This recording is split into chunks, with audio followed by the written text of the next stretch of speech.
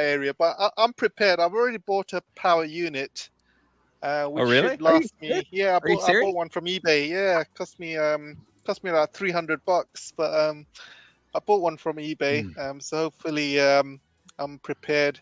I think the first thing I'll need to do is switch on the fridge, because I got a lot of we have a lot of food on the fridge. It's gonna get pretty destroyed. So that's gonna be the first priority. Oh my! So power cuts in the UK to start off beautiful next week. Boris's economy class floating back to the United Kingdom to see if he can Yeah. jump into the the prime The minister seat again. yeah, the funny thing is, when Boris landed in UK, he had a big entourage of people greeting him with booze. They literally there's funny clips all over the internet of everyone booing him when he landed. It was quite funny, Oh actually. my! I have something to tell you about that. I don't know how he was actually asked. He removed himself because of his incompetence, and Yes. 45 days later, he is the UK's best option. How does that what does that tell you about the system that you guys have over there? And I tweeted something about this, saying like, isn't it a good time to maybe look at alternative systems of governance and selecting of leaders and government that are not what you are used to? Because you look at America, who are you looking at? You're looking at, well, Trump or Biden. Which one of them is more senile already or more trouble? And to have Boris again after 45 days is just, I don't Yeah. know. The joke The writes worst itself, man. the worst thing is, we are still paying Liz Truss's salary for 1 year.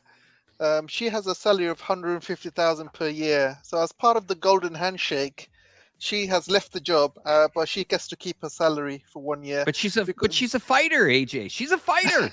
She's not a quitter. She's not a quitter. She didn't quit. Thanks for reminding me. One day before she got fired, she came on and said, I don't quit. I'm not, I'm a fighter. I'm a One day fighter, not a later, she's quitter. quit. And the No, but reason AJ, she's sorry. yes, What's sorry. the news on the fact that she would get 145,000 pounds per life? Because that's what prime ministers get. Has that been discussed or? No, it's not per life. It's definitely for 1 year. But the reason she gets it for 1 year is because she had a meeting with the 1922 Joint Committee, and as part of their rules, it says that a prime minister cannot leave their position within a year of being appointed, and they cannot have any no vote confidence and things like that. So that was brought up, and so she had two choices. She could either quit herself, or they can change the rules and force her to quit.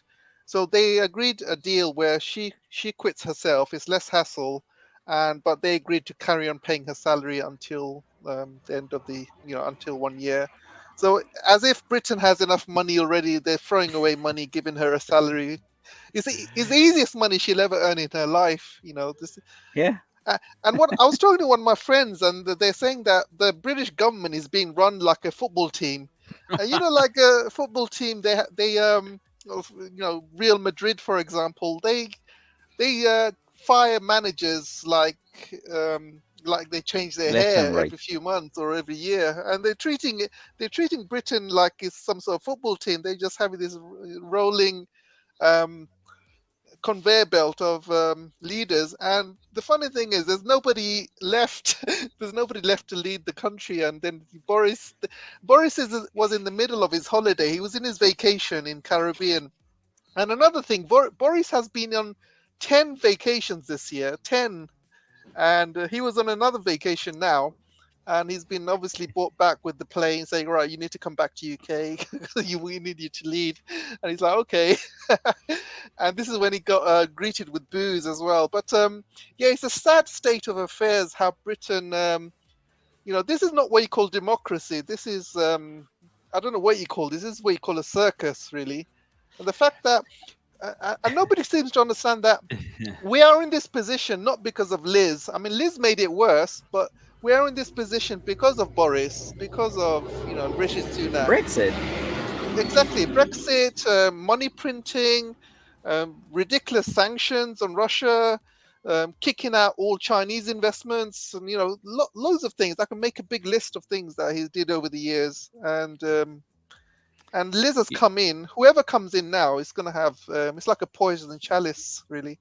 I have Nobody to wants the say, job. I mean, sure, it's a bit of money to pay her, but if you look at it from what some of these politicians make for speeches and stuff like that, or after they're out of office, how much money they make a lot more Nothing. money. But would you want to be dragged through the national press and hit headlines and break Wikipedia records for the shortest term in, a prime minister for 145K a year? No thanks. I mean, Exactly. I wouldn't sign up for that. It's amazing. So we have seen some pretty remarkable things this week, and of course, the media in the West is going to give you its typical sound bits and garbage as usual, and that's what we're here tonight to kind of offset that, to kind of give you, our view. You can take it for what you feel and compare it again against the Western media's view, or the collective West, as we call it. Now, some things have happened this week that have been pretty extraordinary. There was a lot of focus around Xi's opening speech, really trying to get a hint on when this country is going to be open. I think if you live in China, you'll be well aware that I will call it the dynamic COVID policy, works. As Fernando said recently on a show, no one's in love with this policy, but it saves lives. It saves people from getting sick. Uh, it's pretty damn effective, but people would like to see it gone eventually. Of course, all of us would, everybody would. But currently, right now, it's Fernando. I mean, your thoughts. You explained it really well when we talked about it the other day. Well, there's something that needs to be said when it comes to COVID is now, for example, testing and tracing are just state of the art. It's just something that at the highest level you can think of. You can trace, you can micro trace, you can know exactly where people were and determine the times and whatnot.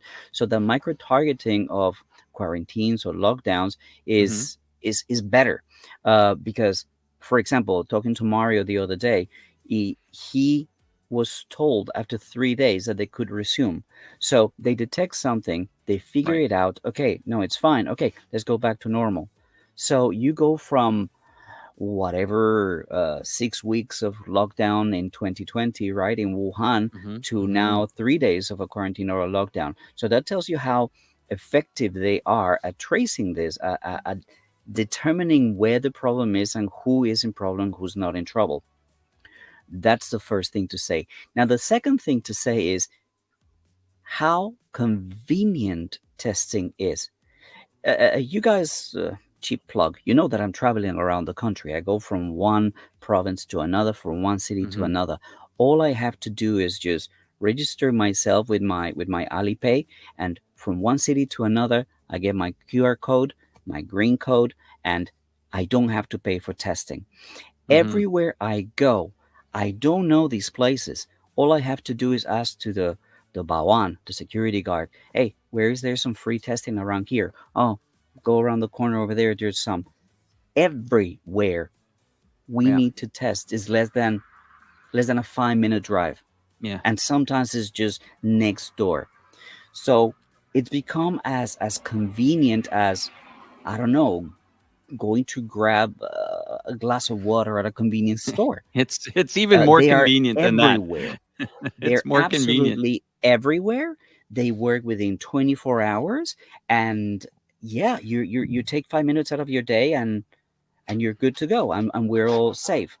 We all, as you said it, yes, nobody actually loves it. We would rather not have it, but people here understand that that's the cost of staying safe. Mm-hmm. There's lots of talk out there. I don't want to say this on my behalf, but I'll just reference Jeffrey Sachs when he says that he is relatively convinced that this is a lab virus. And then we hear news about America developing something with 80% mortality rate at a university. I mean, we're not happy with what's actually taking place with COVID. Now there's another thing out there. Again, I'm this is all speculation because I'm not a scientist and I'm not plugged into those circles. This is what I see out there. But that's a huge concern. And that explains why a lot of people feel that this is a bioweapon against China. The idea was to release it in China and to slow down China. And China has been very good at defending herself. They have protected their people and us foreigners here in China to the greatest extent possible. And they are not about to start letting them win. They are not about to relax and ease the measures to let them win, basically. And COVID is not going to be... Sure, Alex, go. No, sorry, Fernando. And they're not about to take advice from 186 other countries that have failed. Yep. They're not going to take advice from a guy, from a government that has lost 1 million lives. I mean, who are you to say what is the right way to handle COVID when you have got more than 1 million deaths? That's ridiculous. When people criticize zero COVID, like, criticize your policy. How about you criticize those deaths were in vain, that you don't even realize that they let them die? The lack of leadership was what actually took place. It is so enraging, man, and I'm so happy. I mean, every time I talk to you, every time I talk to Mario, we're just so happy to be living here in China. We're so safe. You know, moving on from this COVID talk, I mean, it is always on the minds of viewers when you relate to China, because everyone's waiting for China to be open. But I must say that if you see on the right or left side of your screen here, I've got a sound bit that I want to play for the audience. This was in the closing speech. If you want to see what a world leader is, or hear a world leader, start surfing the internet and get off the pages of CNN and Fox News and tune into some of these China media outlets, because listen to what this guy had to say about media, about China in the last couple of minutes of his speech here. Truly, absolutely remarkable. Boy, oh boy, would a lot of countries like to have a guy like this. Truly a treasure. Here we go. 中国共产党主张使世界的目光注视中国。 Do we have subtitles? 感谢你们的辛勤工作，大家辛苦。 They will do a translation in a moment. Okay. Over the past week, our media friends have covered the 20th CPC National Congress extensively. With your help, China's voice and the CPC's views have been heard across the globe, and the world has turned its eyes to China. Thank you for your hard work and a job well done. 欢迎大家多到中国各地去走一走，看一看，客观真实向世界讲好中国故事，讲好中国共产党故事，讲好我们正在经历的新时代的故事。谢谢大家。 We welcome you to visit more places in our country and present to the world unbiased and truthful stories of China, of the CPC, and of the new era we're living in. Thank you. "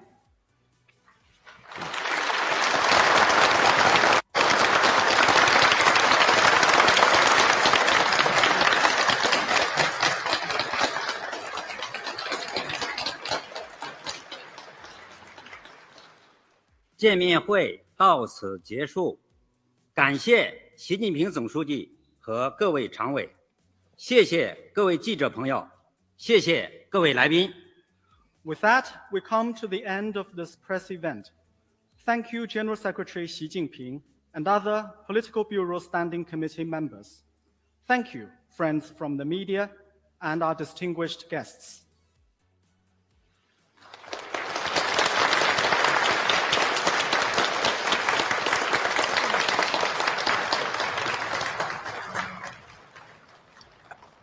To my Western audience, That is a leader of a country. And that is someone that you can only wish to have the determination of this country, and the challenges that it has had. AJ or Fernando, you guys want to comment on that last sound bit that I played? I'll let AJ go first.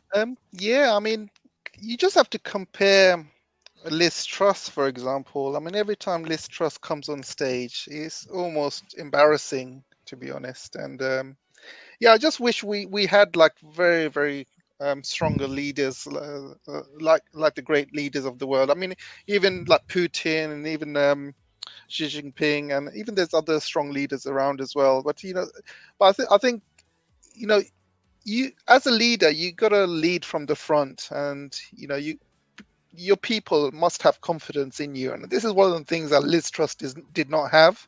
Nobody had any confidence in her. The media did not. The people did not.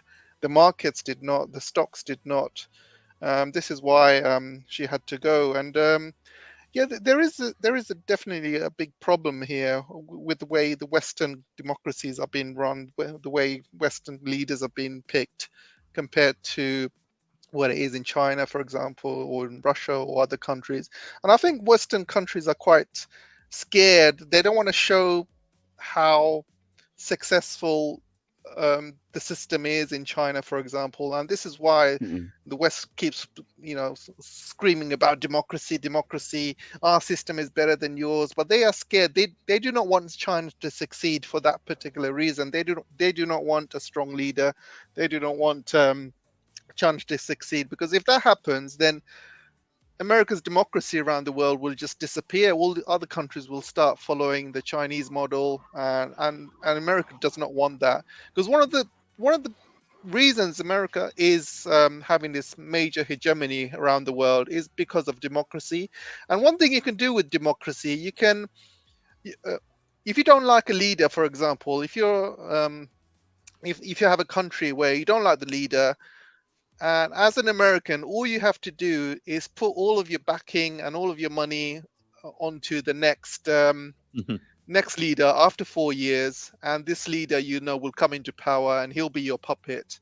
And this is what democracy brings to the United States. It gives them a lot of leeway, it gives them power, and if they don't like a leader, they can easily dispose of him and get him another leader. And they'll mess around with the votes, and they'll find a way for that leader to get into power one way or other. But the problem with the Chinese system, or even the Russian system, you cannot change the leadership that easily, and this is what's scaring the United States and the rest of the West, because they cannot change Xi Jinping, they cannot change Putin, and it really scares them, because they have no influence over that country. Means they have, this is why they are pushing for democracy around the world. And as China succeeds, as China becomes more and more powerful economically, militarily, I see a lot more countries changing to that system, and that is a huge danger to the Americans and the West, because they are going to be losing their control over the rest of the world. Having added to that, I would say that other ways that they get people out of the positions are using I'll give you an example. They use the authorities in the United States to get somebody charged with an offense, or allegedly a whistleblower will call on someone or call out someone. Then the next thing you know, they're held in front of the Senate or Congress to answer. And if they don't get them on a technicality, they'll say, well, there's an interesting word that most of the viewers should really double underline in the dictionary. It's called conspiracy. And if you see a lot of the laws where a lot of people are charged, it's conspiracy to commit fraud, or conspiracy to money launder, or conspiracy to securities fraud. This word conspiracy basically means, well, we feel they had the intent. They didn't go through with it, but the intent was there. And some of these penalties come with a sentence of 20 years in prison. I'm not kidding you. So if you hear somebody that has been conspired or conspiring to commit mail fraud. Mail fraud is, like maybe somebody bounces a check or sends it in the mail or something like that. Our Americans, you guys know exactly what I'm talking about. I don't need to sugarcoat this. Some of those laws are designed and they are used, and the Department of Justice in the United States is used wrongly. The FBI is used wrongly. It is not hard to actually break the law in the United States. It's not hard. And it's incredibly easy. And that's why it's one of the most incarcerated countries on this globe. Gentlemen. I wanted to mention something. Alex, I just sent you a text. I don't know if you Sure. could post it in the comments on the side. It's something in Chinese. This means 全面开放. This was something that was a very important, it means to be open. China had, as part of its strategy, to open to the world. That is no longer part of China's strategy. That text has disappeared from the strategy, the plan, the moving forward in China. That is a very big indication. Even though Xi Jinping is saying, hey, friends of the media, please tour China, China is realizing that the world out there is nuts. The world is going in a way that they do not want to follow. So if the coupling is what we need to do, that's what they'll need to do. If dictating the rules by which you can do business in China is not pleasant and it's not, it doesn't favor Western investment, you guys can go. We don't need you. Think about this. This is one thing that I was discussing with Mary. I don't know if you guys have shared this thought before, but on behalf of Mary, I'll share it here. This is his own thought. If foreign companies are fed up with China's policy of COVID, for example, or something that I'm going to talk about in a second, a lot of monetary changes, but that's in a second, so stay there, don't go anywhere. If companies are fed up with China, they're free to go. And that is not going to affect China so much, because the days of China needing engineers, technology, scientists are gone. Today, China is at the forefront of technology. What has happened with this CHIP Act? About, if I'm not mistaken, please correct me, 1,400 scientists and researchers that were in the United States have come back to China. There's a repatriation of extremely smart people coming back to China.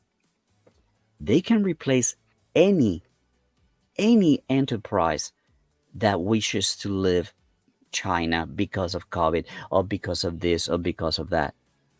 So the significance of this particular set of words, the Qianman Kaifang, no longer being part of China's strategy, is extremely important.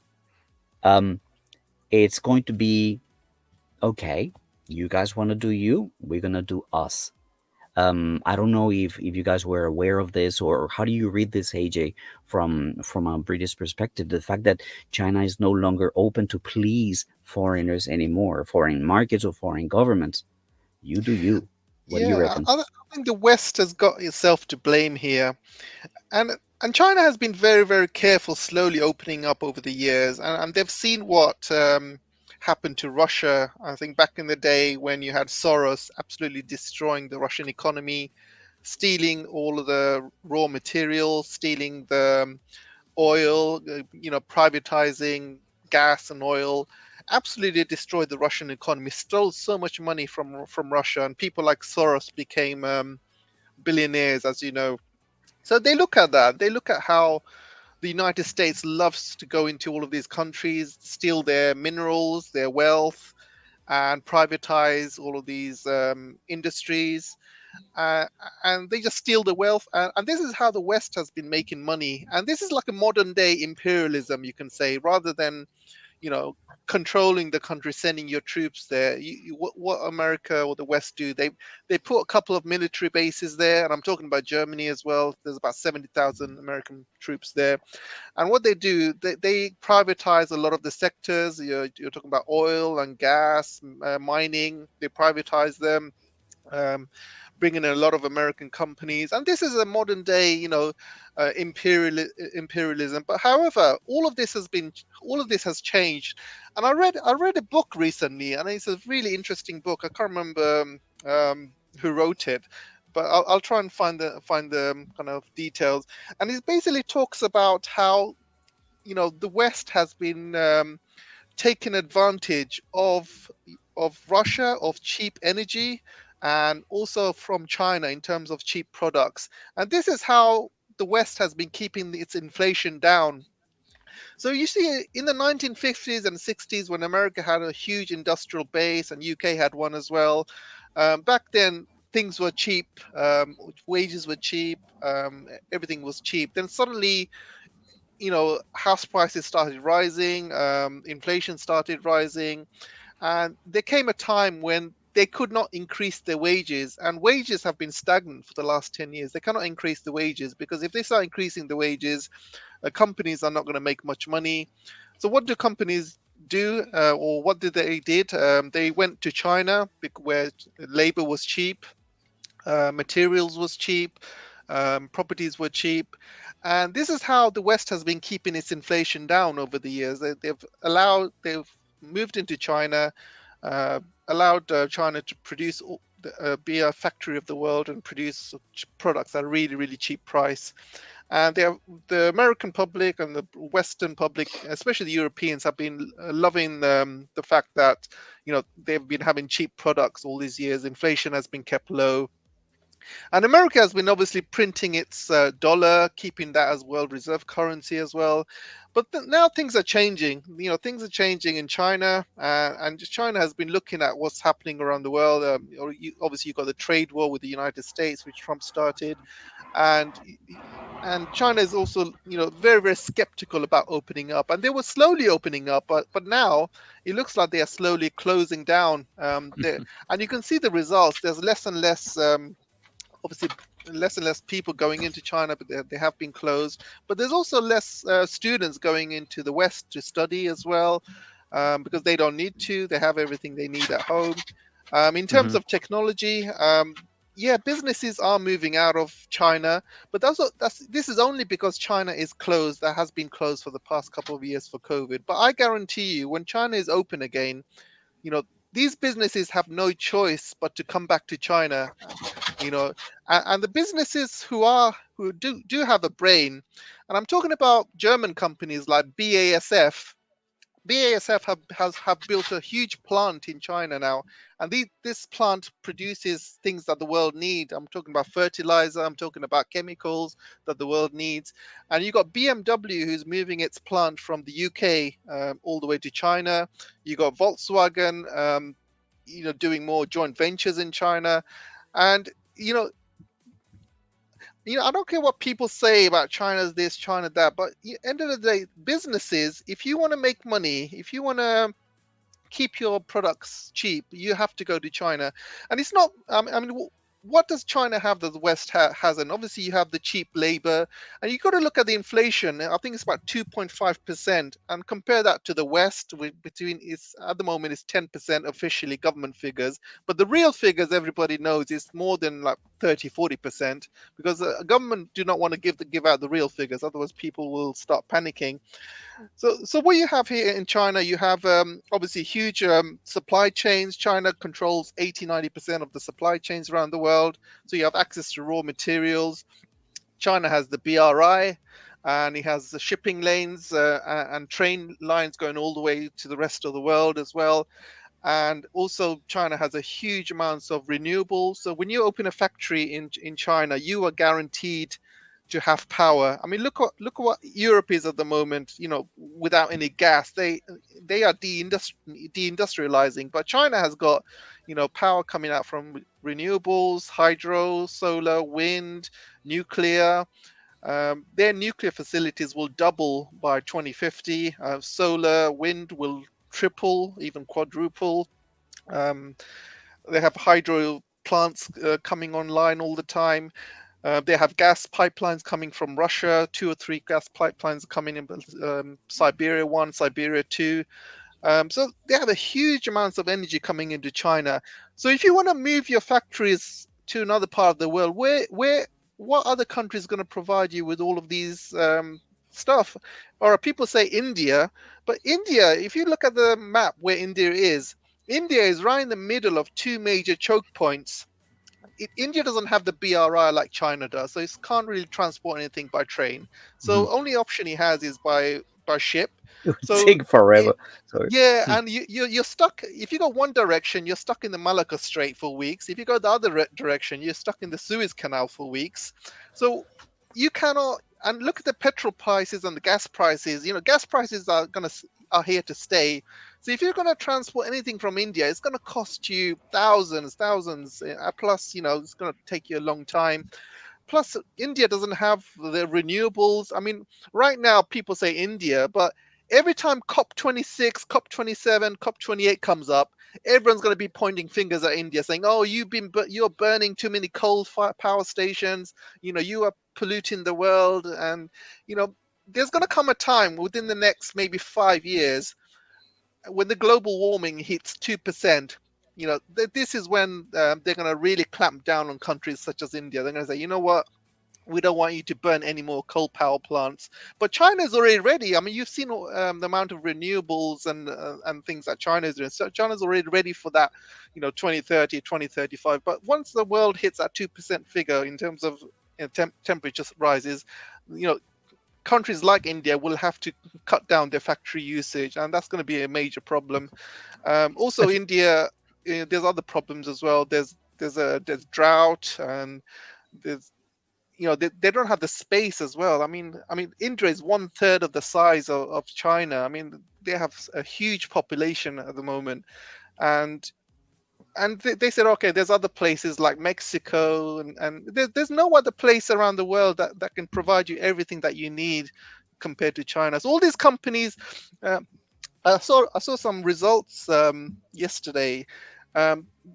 All of these companies that have been moving out of China for the past 2-3 years. I mean, this has come from Trump's trade war, and 80-90% of the companies moved out of China. Now they are moving back into China, and these are figures you can see. And foreign direct investment is increasing year on year in China. So you're right, China doesn't care because they know that their economy is moving up. They know the inflation is down.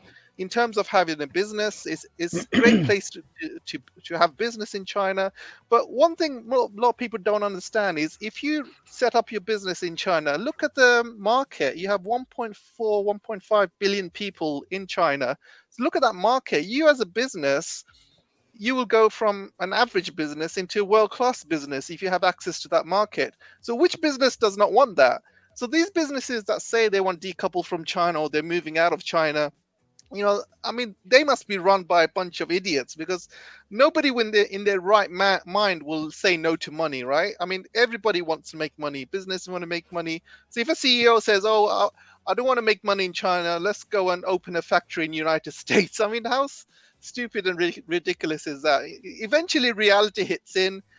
Same way reality is hitting the European leaders, the same way reality hitting the European markets, and they are seeing that not having access to cheap energy from Russia, they have underestimated the impacts of that, and now they are seeing the results. They are deindustrializing, and a lot of companies are actually going to be moving to China because they have no choice. They cannot run a company in Europe anymore. People say they're moving factories to United States, but it makes no sense to moving to United States. If you move to United States, everything's expensive, labor is expensive, raw materials is expensive. You're not going to be competitive with the rest of the world. So as a business, it makes sense to move to China. And in terms of Britain, I mean, we have been deindustrializing since Brexit. I mean, I was looking at the bankruptcy figures. Bankruptcy figures have just gone through the roof. The companies who are Brexit trading, most of them have stopped trading with Brexit, and some of them are reduced trading with the European companies. But most of them, actually 90% of them, have actually moved their headquarters to Europe. This means that UK will make less money from tax, and if you're a company, I mean, look at where Britain is compared to Europe. Like, this is like, having the island of Taiwan with China. You cannot decouple from each other because of the distance. I mean, think about the oil and gas prices. If you're gonna decouple from your neighbor and start selling to somebody halfway around the world, it doesn't make any economic sense, because you're not going to make any profit. In fact, you're going to make a loss. And this is like me having a trade deal with my neighbor. All I have to do is go across the fence and sell to him and buy to him. And if one day I decided not to trade with him anymore, and I decided to trade with somebody in Australia, I have to go to the airport. I have to go fly across all the way to Australia, sell him the same product, come back. It doesn't make any sense, right? This is exactly what the UK has been doing with Brexit. And yeah, we have been deindustrializing. There's companies are moving out. For example, the latest is BMW has been moving out of UK factories and moving their factories to China. And I used to work in a company as well, a major company, and they have recently moved their offices to Netherlands as well. Companies are moving out, and UK is in a really, really bad situation. And to make matters worse, the markets have rejected UK. They are also kicking out all Chinese investments. Anytime a Chinese investment wants to invest in the UK, all these dumb politicians are standing up saying, "Oh no, we can't have the Chinese investing our industry," blah blah blah.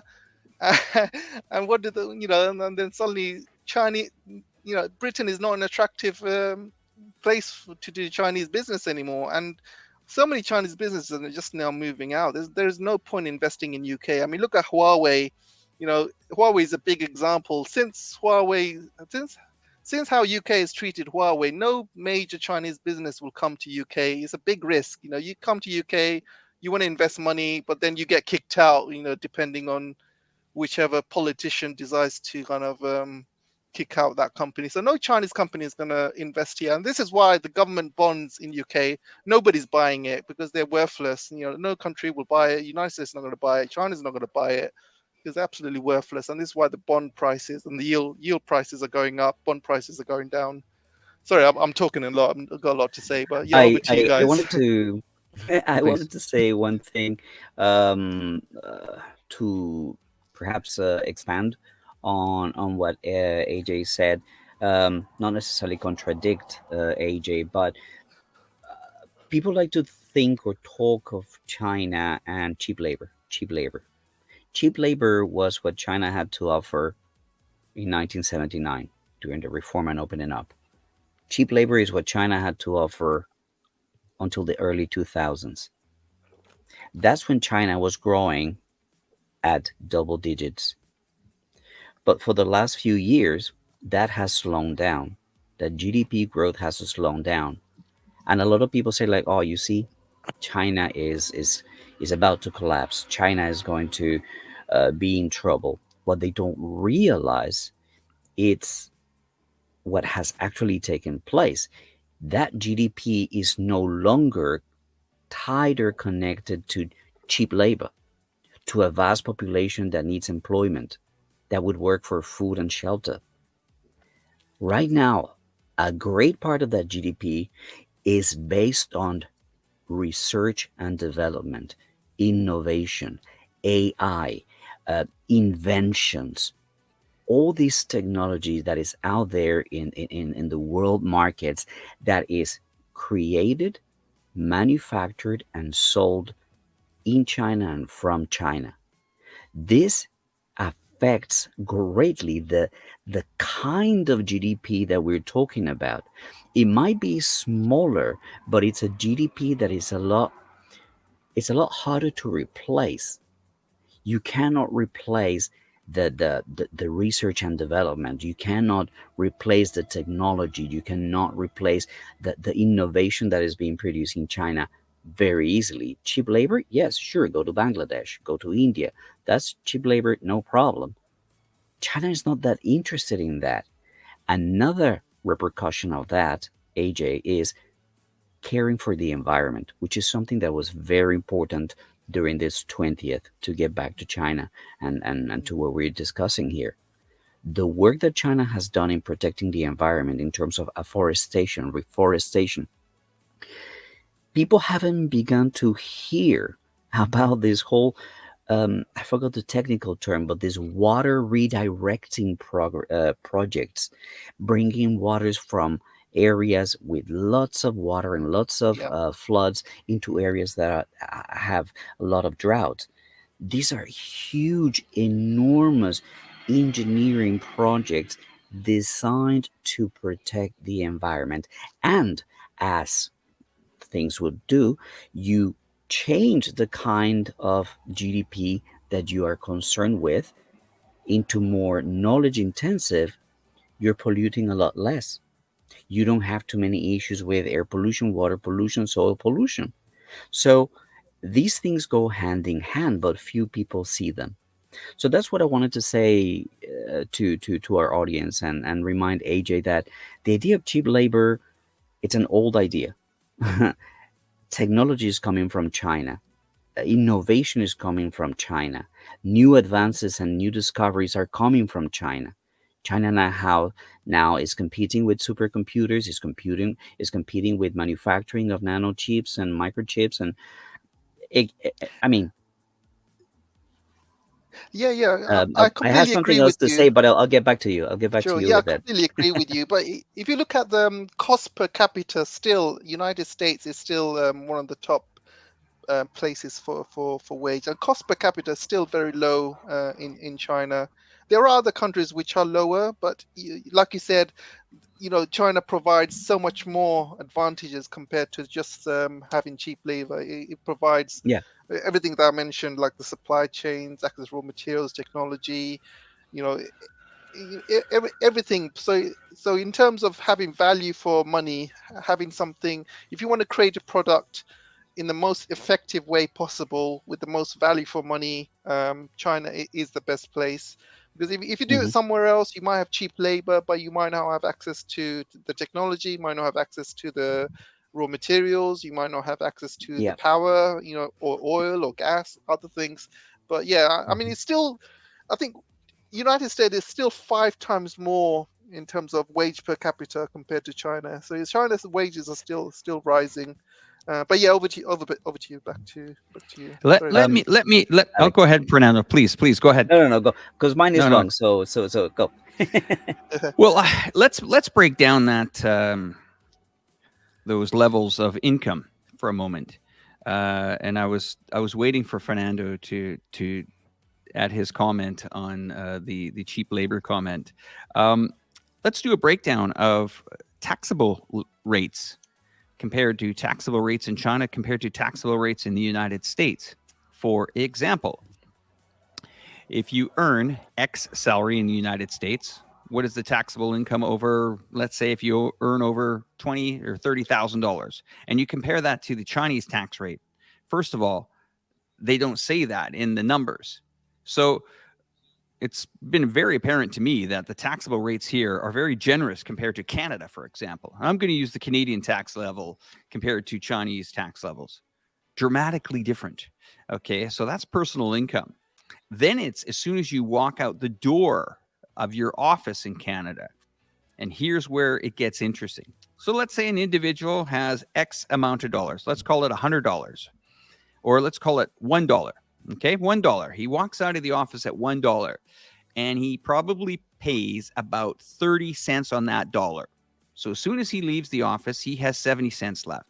Of that 70 cents, he wants to buy gasoline or fuel or for something for his car, which could be taxed at whether it's a goods and services tax, provincial sales tax, or federal tax, sales tax as well.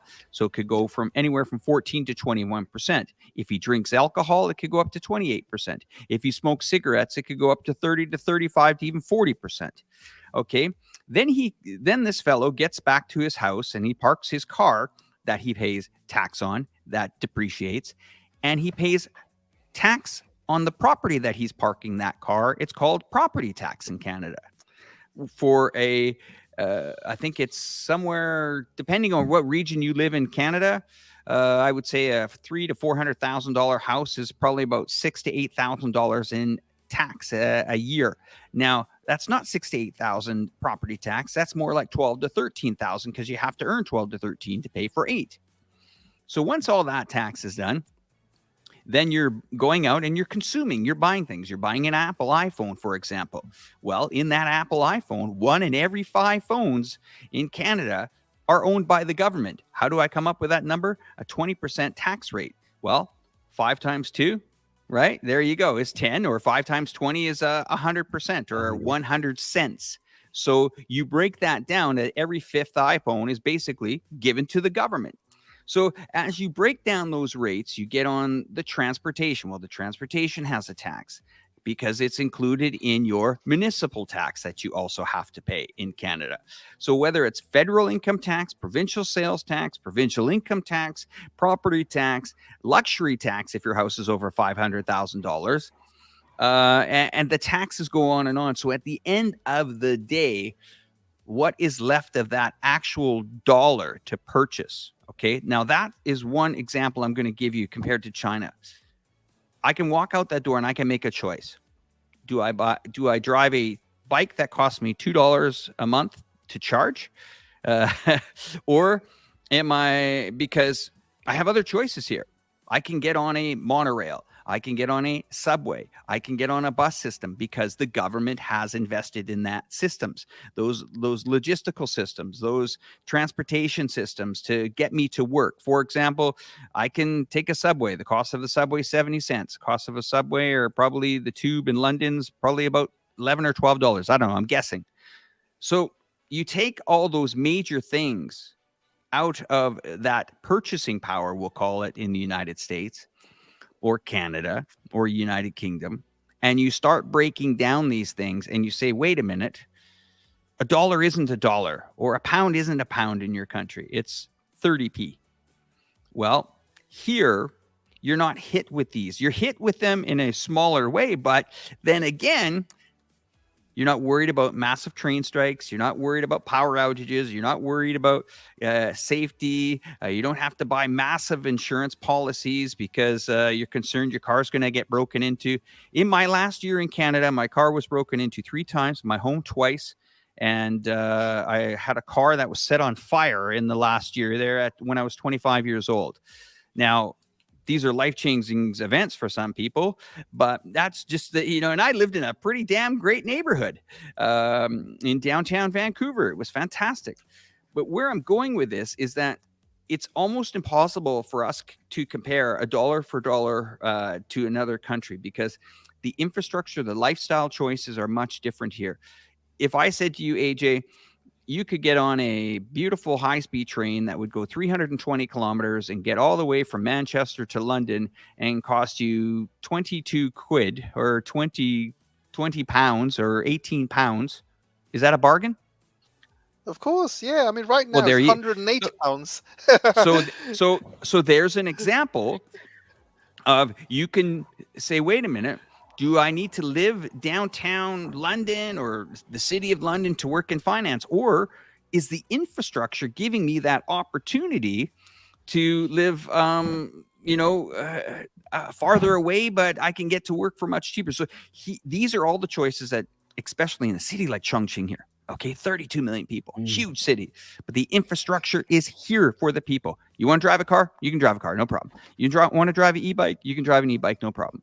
You want to get on a subway? Yep, take subway. Well, okay. The city consistently invests in it. 14,000 bridges in this municipality, and I mean a 95 mile long monorail. blowing through the city, all zigzagging all over the place.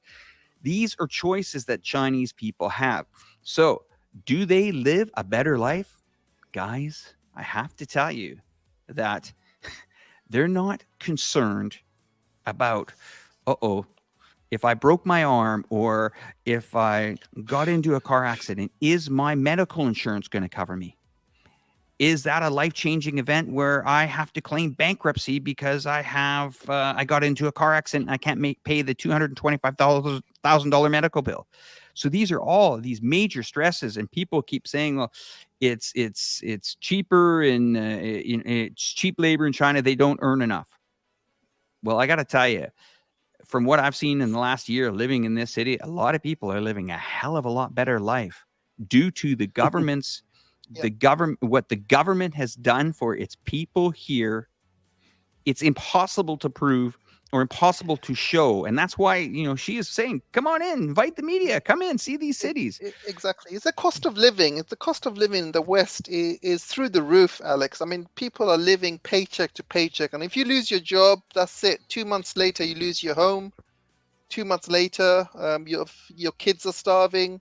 So there's a big problem. There's a big problem in UK and the West. The cost of living is just through the roof. One more thing, and then I'm handing it over to you two again to go for it.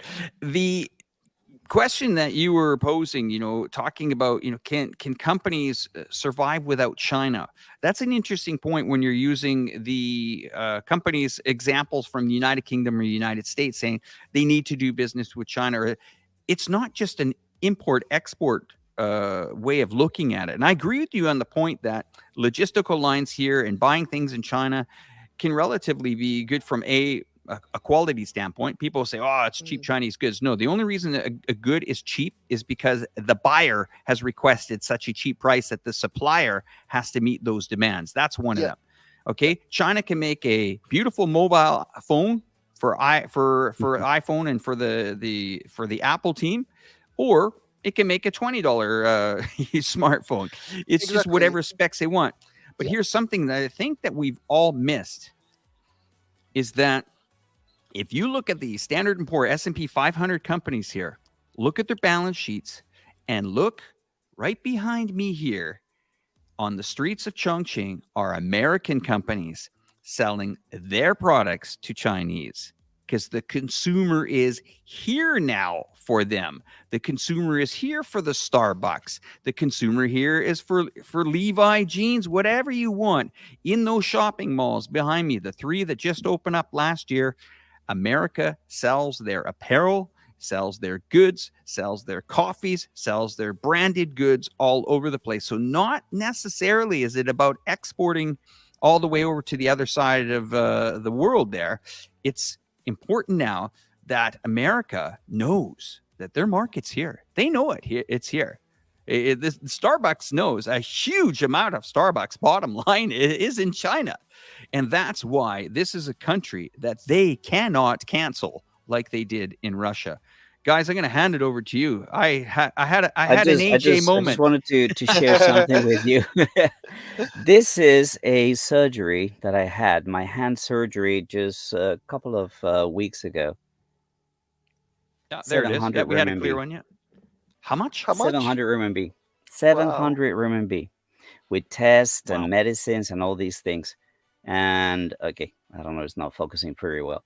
And they actually wanted to take a selfie with me, like, oh, let's take a photo because a foreigner coming here to get a surgery. Sure. There you go. Look, I wanted to talk about something that tea leaves. You want to try and see what do they mean.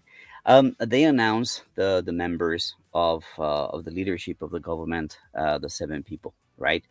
But there were some people that actually stepped out, and that's interesting. So let me get my information because I don't want to mispronounce their names. But first, the governor of the Bank of China, he was removed. The head of the Banking and Insurance Regulatory Services, his name is Guo Xuqing. He also stepped down.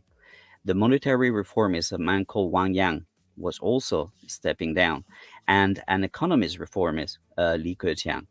Um, they're still part of government, but they're not in leadership. What you need to start thinking is these are all people related to um, monetary policy, the economy. What does that tell you?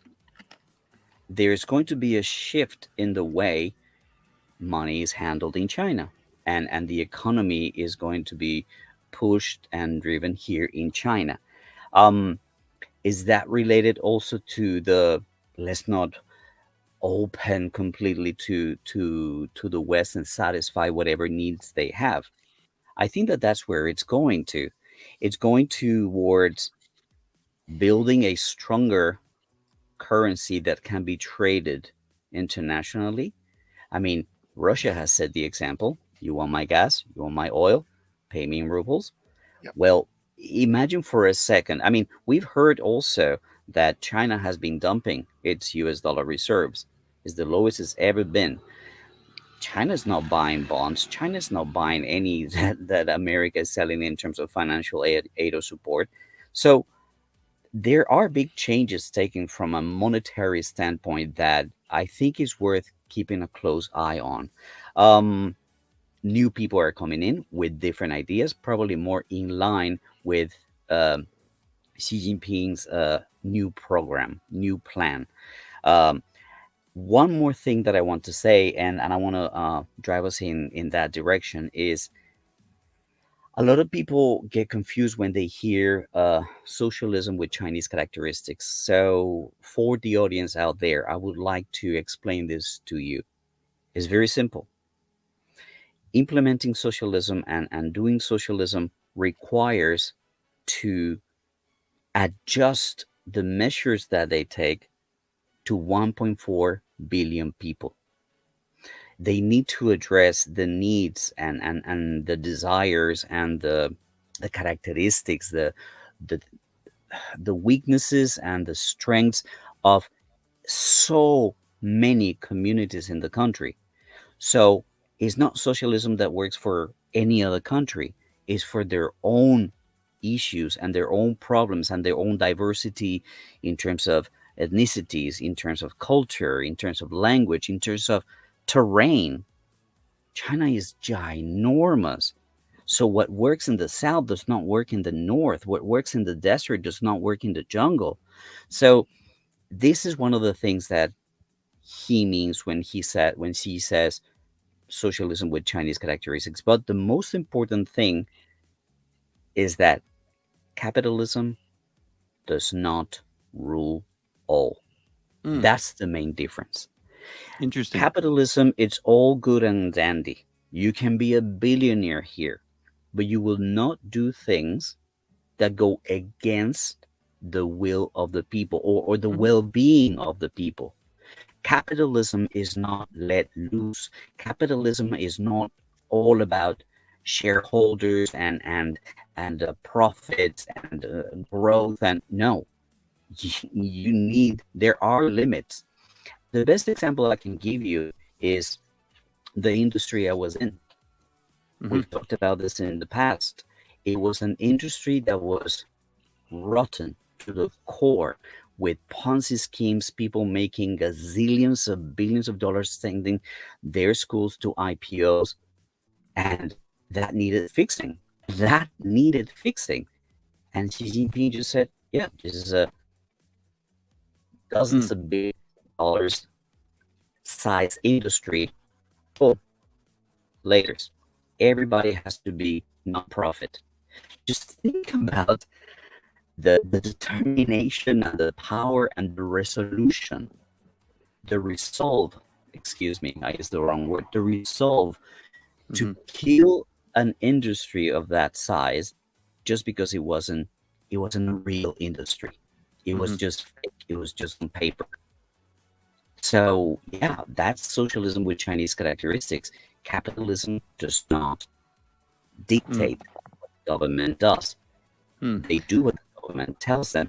And again, if foreign companies are not happy, there's the door. Right. you, Right. you can come here and make your millions. Mhm.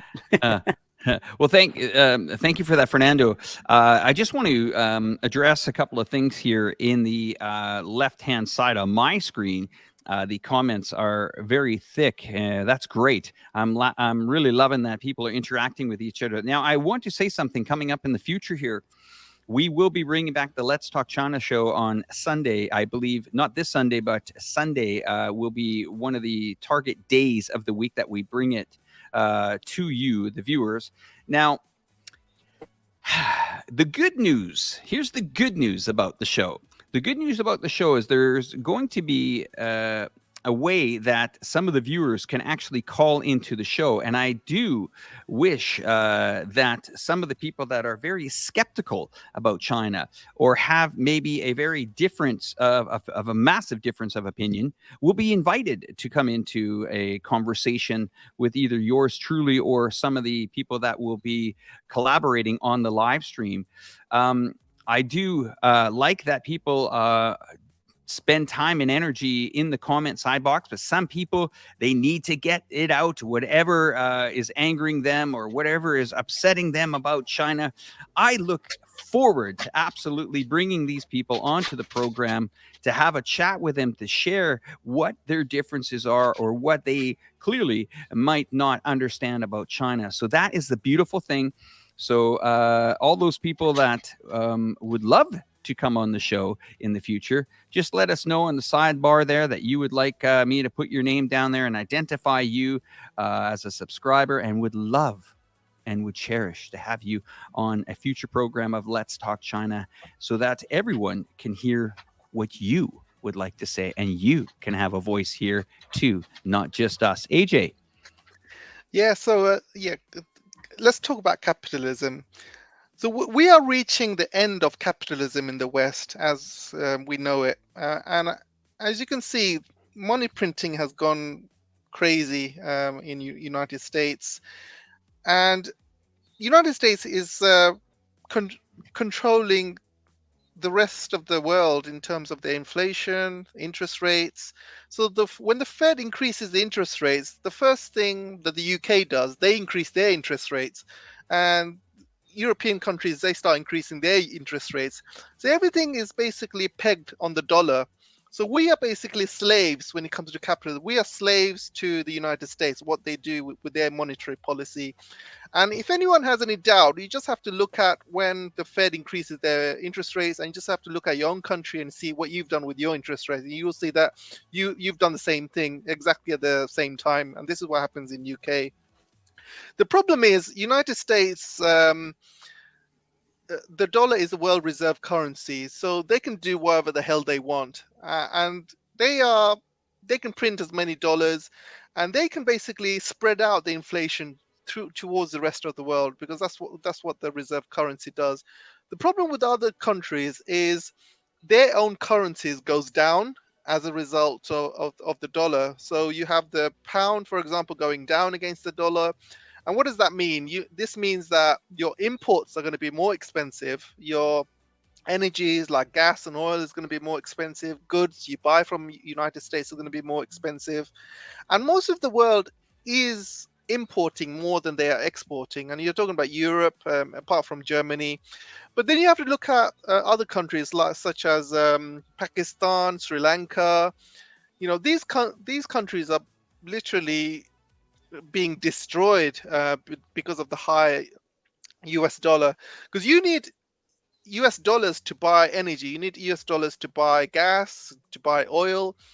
And if the US dollar is going up in value and your own currency is going down, you have to pay more. And this is why countries like Sri Lanka are becoming bankrupt. This is one of the main reasons. It's not because of they took loans out of China. This is something that the West tries to paint. It's all down to the monetary policy. It's all down to the US dollar. And Fernando, I know what you said about how China is trying to get rid of the US dollar. It's not that easy as you think. The problem is, China still, the main trading partner is the US, and I think they earn around $1 trillion per year from the US in terms of trade, and they buy that in dollars. And so China is basically stuck with the dollars, but they have to keep a reserve of dollars. They need to keep a reserve because they need that dollar to buy energy, to buy oil, to buy gas. They need it to buy agricultural products. So they need that dollar. They cannot get rid of all these dollars. So they need to hold it in a central bank. And this is why they are still at risk. If anything happens, the United States can easily say, you know what, we're keeping this, like they've done to Russia.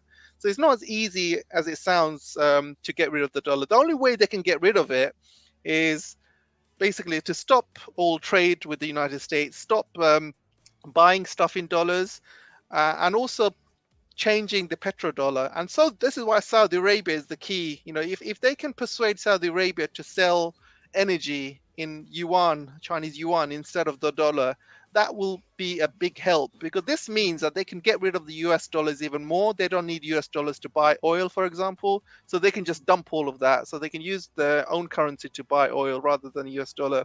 So right now, as it stands, they are still in discussion.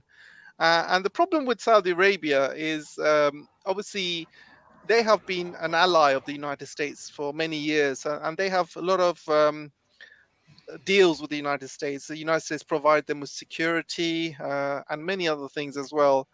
And obviously right now things are not going well between the current government in the United States and MBS, the leader of the Saudi Arabia. But things are changing. I think the United States are threatening Saudi Arabia with all sorts of actions and sanctions and stuff. But things are very changing around the world. I think countries around the world are looking at their own currency, looking at how the United States and the dollar is destroying their own financial system. So all countries around the world are looking for new ways to be independent, and the times are changing. But it's not something that will happen overnight. This will take 10, 20 years, and this will also need an alternative way to pay for goods as well. So we need the Chinese yuan to rise up and become an alternative to the dollar. So we need that to happen, because right now it's just the dollar. The euro is pretty much crashed, so the euro is pretty much worthless. So it's just the dollar at the moment. But things like this is going to take time. It's going to take 20 years, 10, 20 years. But I think the digital currency that China is bringing up, I think this will be a big game changer. First of all, I heard that for a fact that these digital currencies will be used to pay for BRI, transport of goods between in the BRI, for example. These digital currencies will be used by many companies to go over like sanctions, like for example Iran and Russia can circumvent sanctions by using the digital currency. Plus you got 1.4 1.5 billion Chinese people using the digital currency as well, and that's going to increase the usage of the yuan globally as well. But this is going to take time. This is going to take at least another 10, 20 years. But I think we are reaching the end of the Western capitalism, and we are looking at a big change in the way the monetary policy moves around in the world. I agree, think- AJ. It's gonna need time. It's gonna need time, but it's also going to need a new team, a new, Right. a rejuvenated team of people in charge of monetary and the economy and finances in China, and that's what we actually saw take place. That's what I wanted to bring it up. It's a significant change. It's a significant moving of chairs in China's leadership. Sorry, Alex. No worries. I think that we've also have to look at, when you say digital currency, China's pretty much there already. And, by the usage of paying for things electronically, it's pretty much wiped out a lot of organized crime money. It's wiped out a lot of underground money laundering. You cannot walk into a bank with stacks of cash. No one walks around with cash here. I mean, it's so funny when you hear people, oh well, how digital paying digital on your phone, it's scary, you could lose your money. No, you can't. I mean, you have to understand that these phones here, okay, you want to pay for your taxi, it's here. You want to pay for your groceries, it's here. Hotel, it's here. Everything is here. Okay, you're not worried about bank cards falling out of your pockets, losing money, somebody hacking this, somebody hacking that. That has really cut a lot of, imagine this here, just for a second, AJ. Imagine tomorrow morning if the UK government said, okay, everybody has 2 weeks to bring all their cash in. 2 weeks to bring all their money in. Wow, you'd see a lot of cars being purchased, a lot of pieces of art being purchased, a lot of iPhones being purchased for cash, everything to get rid of that money. But it's, people might use the word reset, but it really has eliminated a lot of fraud. Fraud is massive, in other countries as well. But it has eliminated a lot of fraud here. And I haven't seen that happen much now. It happens other places around the world, credit card frauds. But I mean, I'm paying by, I have 3 methods of payments electronically on my mobile now. Now, one last thing that I want to say about the strong currency in the US dollar, that's bad news. That's not bad news for America. That's bad news for the global financial markets, because what happens the last time that we seen the US dollar accelerate against Japan, accelerate against the yuan here in China, accelerate against the euro, accelerate against the UK, British pound, the Canadian dollar, New Zealand dollar, you name it, the list goes on. 2008 financial crisis hit like a lead balloon within 4 months after the US peaking out against other currencies around the world. Dark times are ahead in the financial markets. You're seeing mortgages being reset. An average blue-collar family, sometimes I'm hearing figures, once again, I'm using Canadian figures because I follow them, between $500 and $900 monthly payments go up when they renegotiate their mortgages now. I don't think we need to worry about that currency. I think you need to worry about the collective West's economies that are going to be torpedoed by, everyone's running to the dollar thinking it's safe, but you can see how fast that this can unravel. It can unravel Alex, fast. the world has got no choice but to buy dollars, because you need dollars to buy, like I said, petrol, gas, products from the United States. So But countries not if you need buy them that. from Russia. Not if you buy them Not from if Russia. you buy them from Russia. Yeah, but yeah, from Russia. But Russia has still. Not every country can go to Russia. I mean, Russia's still selling it to China and stuff, and stuff like but that. But Let me explain. BRICS is about to add another S, Saudi Arabia. So forget about paying in dollars for that kind of energy. I do, yeah, but AJ, it's I not do see happened your yet. point. They're talking about it. But also, I Alex, do. Sorry. you mentioned the One digital second. stuff, but that digital stuff is actually using Alipay and stuff. It's not using digital yuan. I mean, that process is still ongoing. I don't think it's going to be Okay, live till 2025 or something. I know what you're talking about. You're talking about the digital because currency here. if you But- pay by Alipay and stuff, the middleman like Alibaba, they get basically most of the profits. I mean, this is the same as using Apple Pay. Let me try to be a little bit more clear here. When you set up payment plans here, whether it's WeChat Pay, Alipay, I think there's Bank of China, then there's Union Pay. When I'm using WeChat Pay, it's actually taking a direct debit out of my bank account, out of my personal bank account. It's not that I'm loading up WeChat, which I can do, but it takes it directly out of my bank account.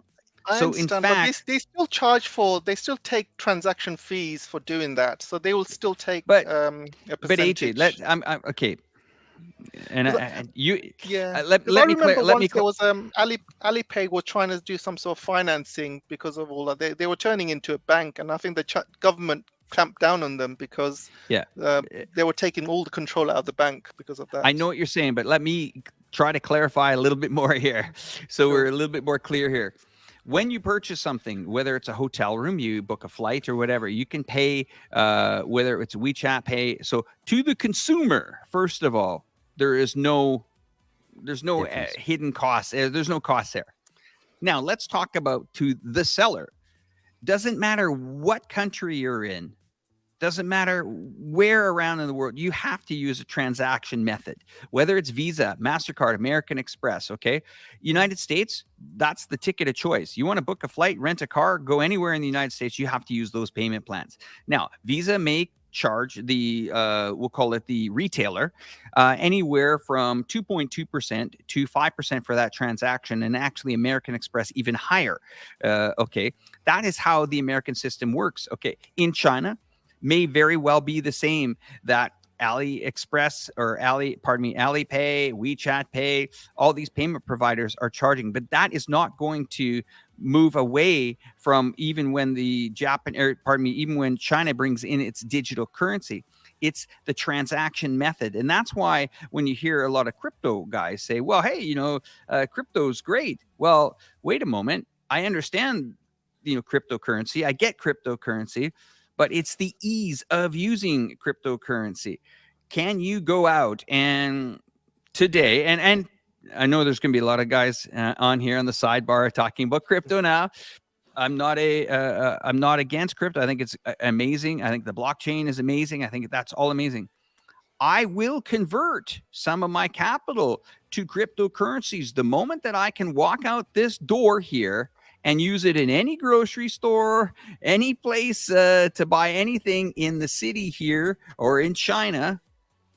Great. Or around the world. Great. But right now, it's not at that level yet. So if we see 2 years from now that cryptocurrencies, it's easy to use them and the prices don't fluctuate, by the time you buy a car and get the transaction through, the price might change, $5,000. Who knows? But I'm just saying that I understand what China's doing, but with that digital currency, it's already here from the transactional point of view. And that means that it's here from a consumer standpoint. So I don't really feel that there's going to be too much of a difference on purchasing things here. It might be a different application, or it might be, something a little bit different. It might be allow you to buy things in a, more grandier way, instead of trading. But Fernando made a very good point about, the trading of oil and gas. And I mean, we have a perfect example here.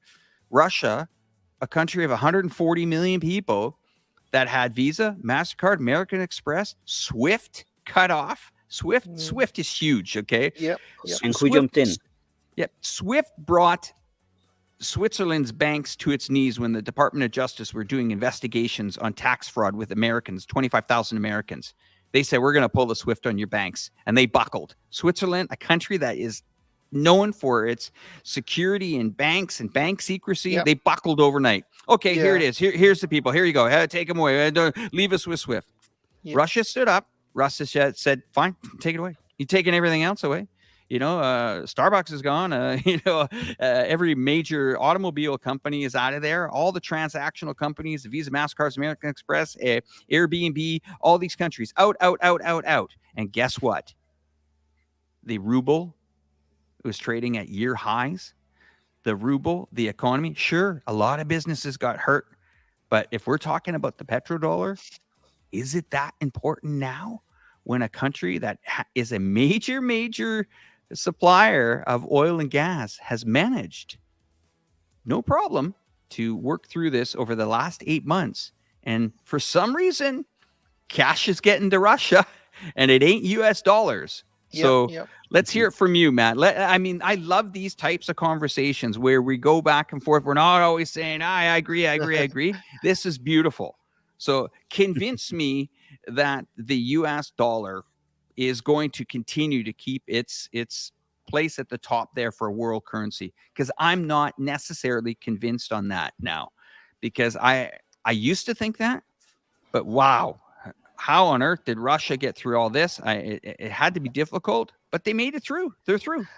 They made a very good decision in terms of selling oil and gas in rubles. So obviously that was the major kicker. So that managed to shore up their own currency rather than using other currency. And also China has helped as well. China has continued to buy Russian oil. India has as well. And, if I think what the West wanted the whole world to stop buying Russian goods, but they failed. They forgot that the West is only the collective West.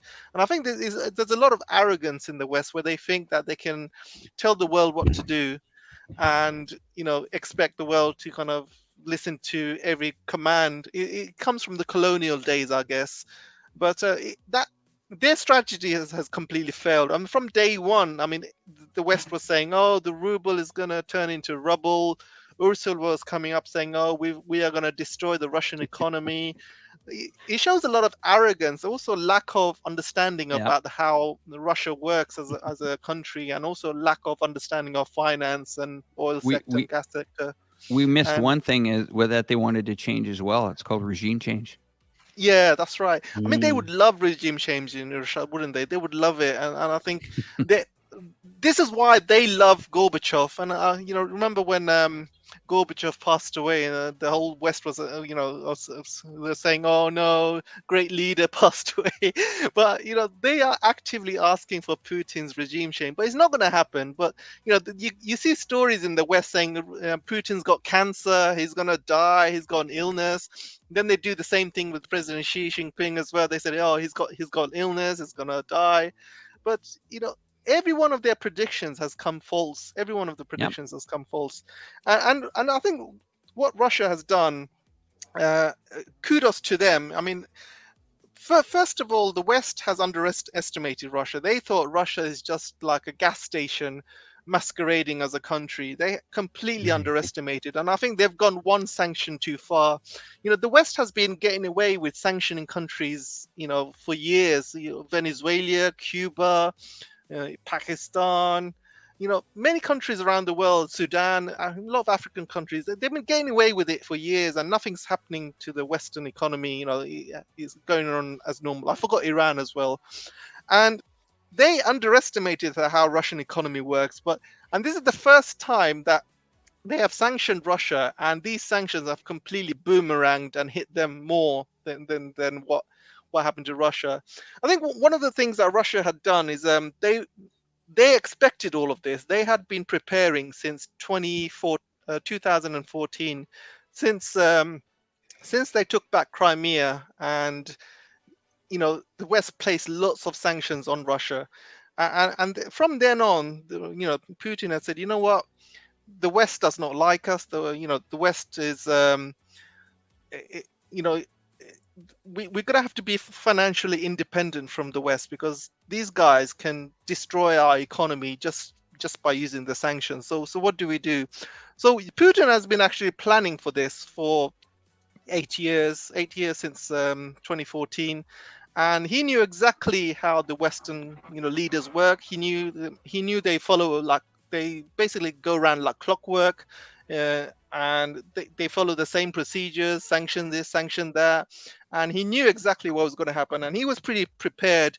And this is why he took out a lot of the money from the central banks. He made sure he released the Mir card, which is replacing the MasterCard and places like and other things as well. He made sure that his ruble was strong enough. He didn't have many reserves of the US, and he was trying to be as independent as possible, not linked to the West. And I think this is what 8 years of work has done to Russia, and I think they've done a really, really good job in terms of their planning. But you're right, Alex. I mean, the dollar is not going to last for too long. I think we are witnessing the beginning of the end of the dollar. However, right now there is no other currency to replace the world reserve currency, and this is why countries around the world have got no choice but to buy the dollar. But if there was an alternative, if there was a Chinese yuan, or if there was a BRICS currency, for example, if there was a reserve BRICS currency, and the world will easily transfer to that. And I think if I think pretty much most of the world cannot wait for that reserve currency to come into effect, like either the I think BRICS what currency or the yuan. Go on, sorry, Fernando. I think that what we're failing to see, or what we should remember and consider, is that what the world is pushing is not for a replacement of the US dollar, is Mhm. for freedom to trade in different currencies. That's the whole idea of Yeah, multipolarity. Like yeah. exactly. So if the Russians want me to buy their oil in rubles, okay, I'll pay in rubles and I'll find the rubles. And if China wants me to pay in renminbi, then go find the renminbi and then you'll buy. So it's not just a one single currency that needs to be used. It's not one currency that is going to substitute another currency. Is the freedom for countries to exercise their sovereignty and decide what do they want to buy from whom and who those people want to be paid. That's one thing that I think is in the process of getting resolved. It's not just one currency that is going to replace the US dollar.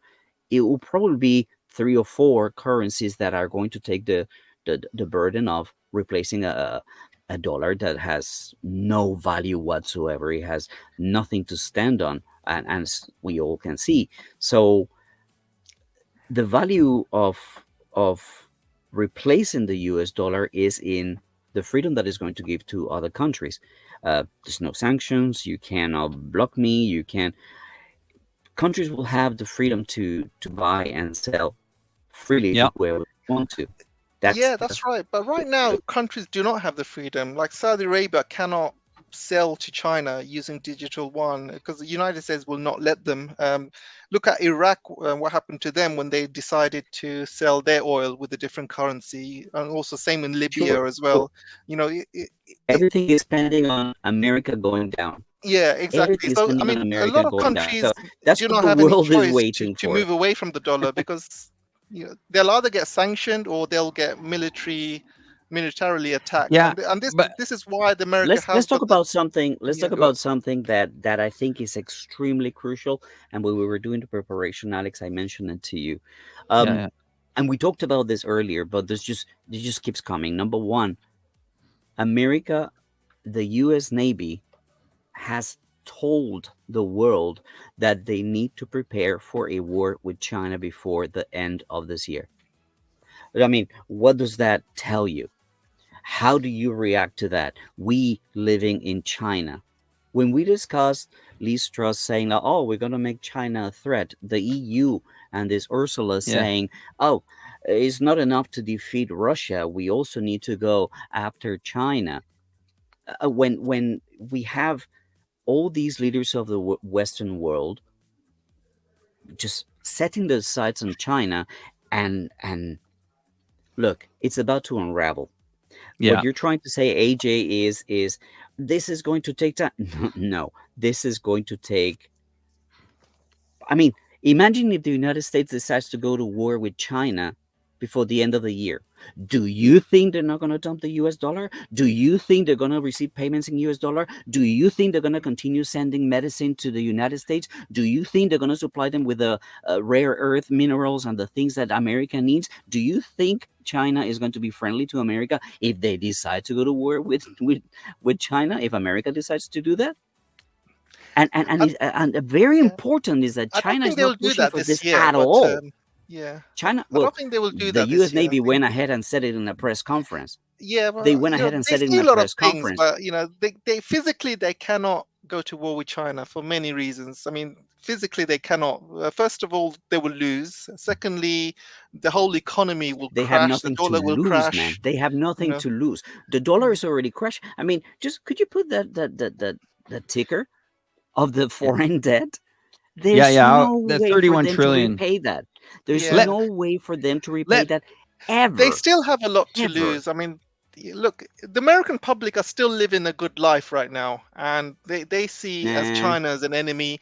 You know, as soon as their lives start getting destroyed, and you look at Vietnam, the United States cannot have a long war. The people will eventually stand up, and this is why United States is scared of wars because people usually stand up. Look what happened in the Korean War. Look what happened in the Vietnam War. The people stood up, said, we're not having this anymore. We need a change of government. We need a change of leader. we We need to pull our are troops in the out. middle of an Mm. economic war.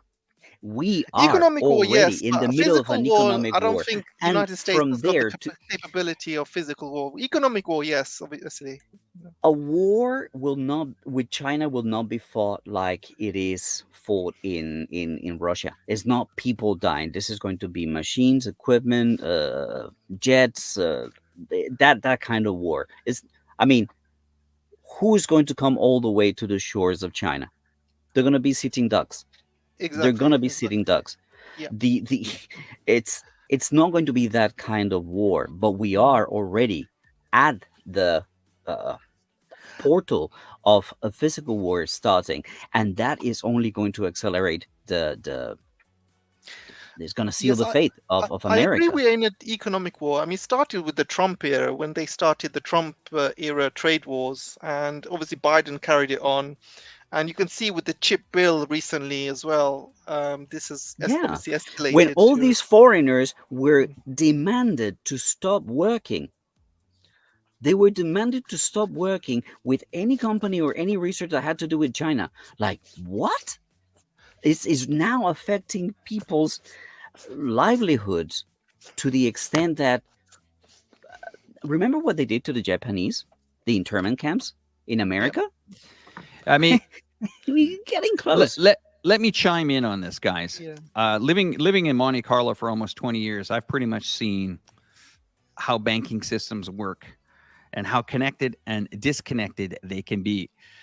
It used to be the run to the US dollar, which it is now, mostly in larger countries that are acquiring it, the dollar, the dollar, the dollar to the dollar.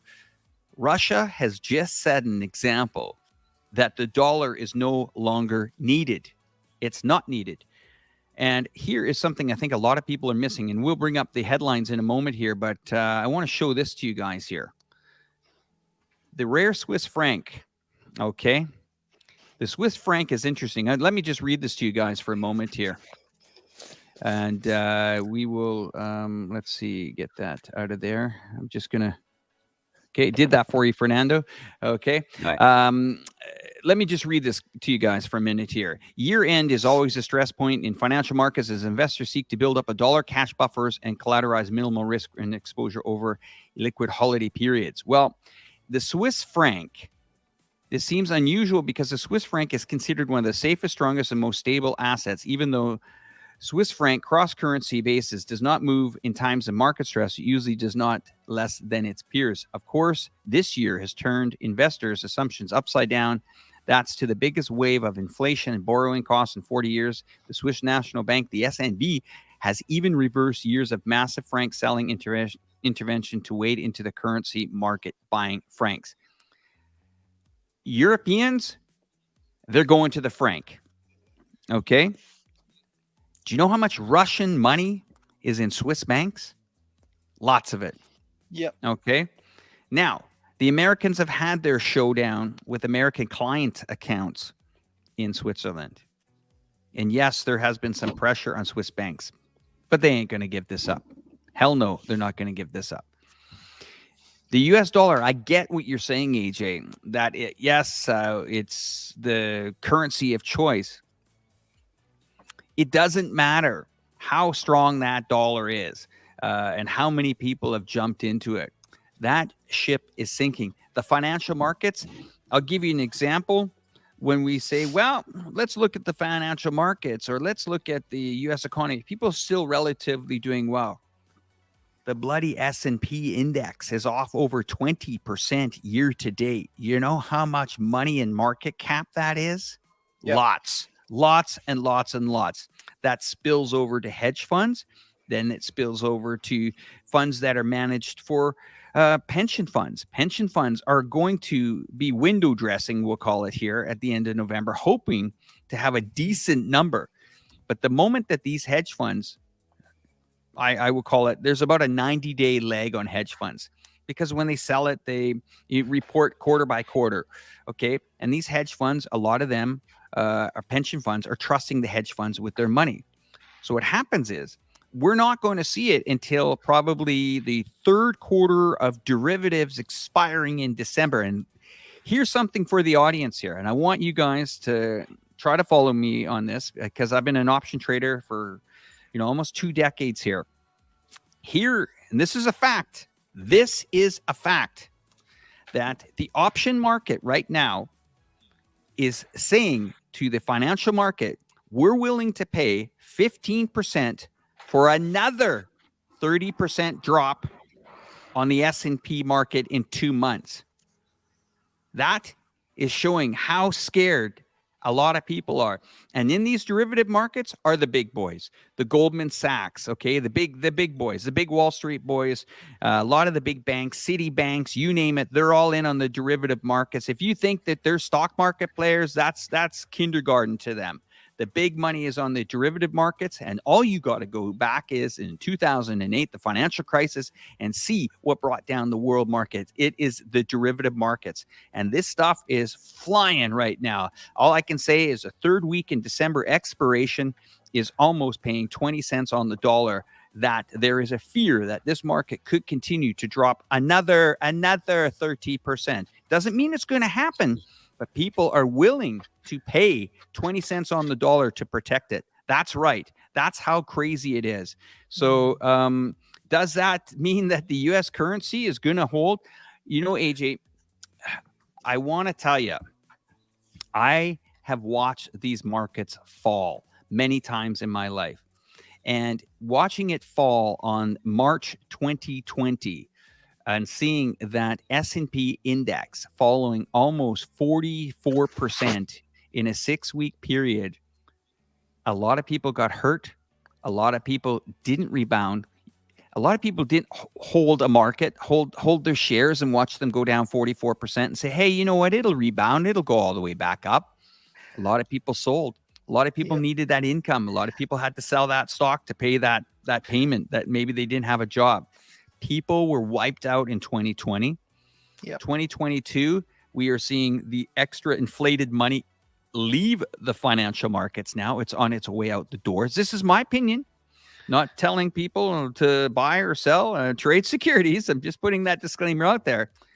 But from my standpoint, this is nothing that's about to happen in the I would say in the next 6 months. The truth is going to come, and 100%. I don't think the U.S. dollar is going to be much. There's going to be much left of that dollar in 6 months. I think it's peaked out, topped out, and look out. You're right, Alex. You're right, 100% right. But you have to compare the U.S. dollar with the rest of the world, and the world who have I'm talking about the collective West, like Europe and British pound and Japan and South Korea. You just have to look at how they're doing compared to the dollar, and the dollar is taking them down with them. So first of all, the collective West is going to be taken down first, and then you have the poor countries who are reliant on dollar, on buying energy and things like that. They will go down. But the problem is. But AJ, before you carry on, go on. It's good that these economies are weakening their currency to the U.S. currency. That's a good part. It's the race to the bottom, my friend. It's not a race to the top.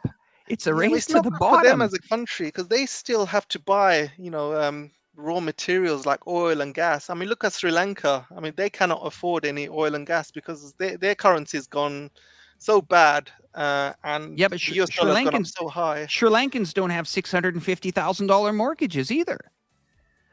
Yeah, in Thailand, do you know when COVID hit Thailand, what a lot of the Thais did? They went home. They left the big cities. They went back to their villages. They cut the chickens and they took care of each other through COVID, and the families took care of each other. The Thai families, the people that have the values, they just took care of themselves. They knew the storm was coming. You've seen the images of Sri Lankans protesting, taking over the government buildings. So people are affected. Can't say. Of course, they're affected, AJ. Everybody is affected by this, but this is a race to the bottom.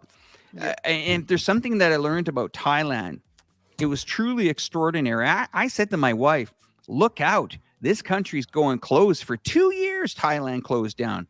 Okay. It wasn't closed, a little bit of a soft closing.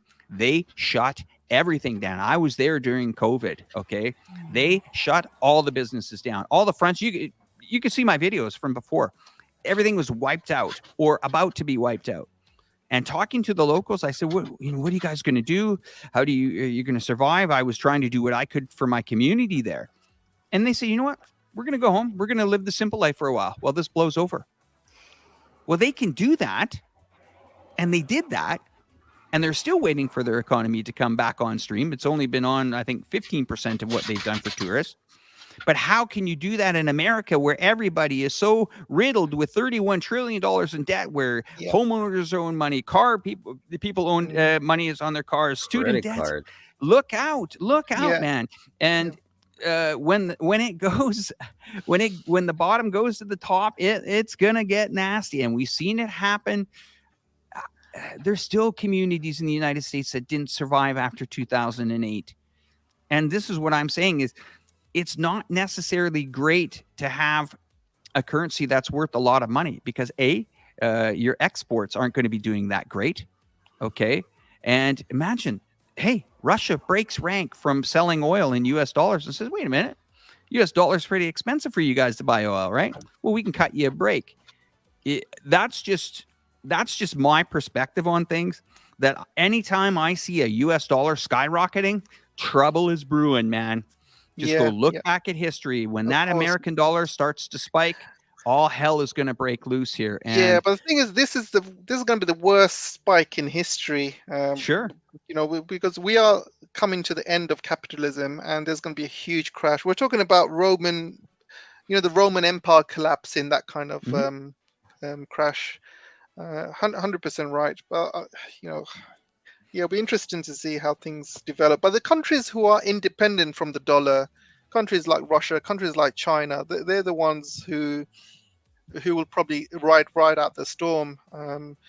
Probably more Russia, to be honest, because but isn't China that amazing? Still has I know I keep China cutting you still off has a lot of dependencies on the dollar. I keep cutting you off because I'm excited to get into this with you tonight, because this is great. No country should ever fear sanctions anymore, because it doesn't work. It didn't work this time, guys. Yeah. They used to threaten sanctions. They used to say, we're going to sanction you into an oblivion and we're going to destroy your economy, and regime change happen. There's a blueprint out there right now, and that blueprint is Russia. That's 140 million people that you've slammed with over 6,000 bloody sanctions on the country. Nothing. Let's go. And guess what? What else do you guys got? Another country is Iran. I mean, Iran is now selling drones, suicide drones or kamikaze drones, as they call them, to Russia. And the West is going crazy. All of the West is saying, stop selling these drones to Russia. But first of all, how about stop selling weapons to Ukraine? They have sanctioned Russia they have sanctioned Iran for more than, since the 1970s, as long as I can remember, really. And they have been making fun out of Iran's weapons. They're saying, we've been sanctioning them. They got no weapons. They got nothing. We can go into Iran anytime and destroy them and take over the country. Now, the whole of the West is shocked that Iran is able to produce these cheap drones, and they're bypassing all NATO. Ukraine, Kiev is covered with NATO anti-aircraft missile systems. They are completely bypassing them, and you have officers and police officers and army units trying to shoot down these drones with their machine guns. There's clips out there. It's absolutely crazy. And then the whole West, you see these drones all over the Western papers thinking, how the hell did Iran build these with all these sanctions we've placed on it? And it just goes to show, you place a sanction on a country, they will find a way to be independent. They will find a way to build their own economy, build their own manufacturing, and eventually they will come out better than they ever were. And this is and if they want it and they need it, they will build it. And AJ, they've managed to convince a country to bomb part of its own country. Yeah. Think about it for a moment. Okay. You have to think about the geopolitics between where the fighting is happening. Most of the fighting isn't happening, prior to the annexation of these areas, but it was Ukraine bombing Ukraine territory. The Donetsk People's Republic, that is one thing. That is another completely, and the Luhansk People's Republic, that these are territories that have been in dispute between the government of the Ukraine and these territories since 2014. There's been a Minsk agreement. This was signed. Those areas were supposed to have their own autonomy. That was signed. That was brokered by Hollande. That was brokered by Angela Merkel. Those people have signatures on real pieces of paper. Poroshenko's name's on it as well. Those were signed documents. But now what we do is we have the collective West funding a country that continued to blow up its own country. What I'm trying to say to you guys is there are territorial disputes on many countries around the world still today. Okay, there are breakaway parts. For example, Transnistria in Moldova. Okay. They have a territorial issue. Transnistria leans towards, the old Soviet Union. Moldova would love to be loved by the European Union, but nobody loves Moldova, unfortunately. And the European Union doesn't want to bring Moldova in there. But they have a territorial dispute, and that's called Transnistria. You can look it up on the map. I visited that region 4 times. I was there with Patrick Lancaster to try to understand in my brain, what does that mean if part of a territory just doesn't want to join this? And we have to understand that Moldova went to war over this, and they still haven't come up with a solution for it. The status quo is Transnistria was unrecognized. It continues to be unrecognized for over 2 decades right now. It has its own currency, its own passports, but they're not recognized by anybody at the moment.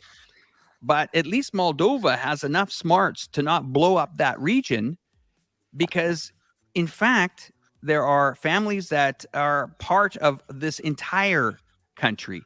And that's where, if you see what is happening in Ukraine, is the infrastructure starting back in 2014 was completely obliterated in the Donetsk People's Republic. They've destroyed and get this, guys.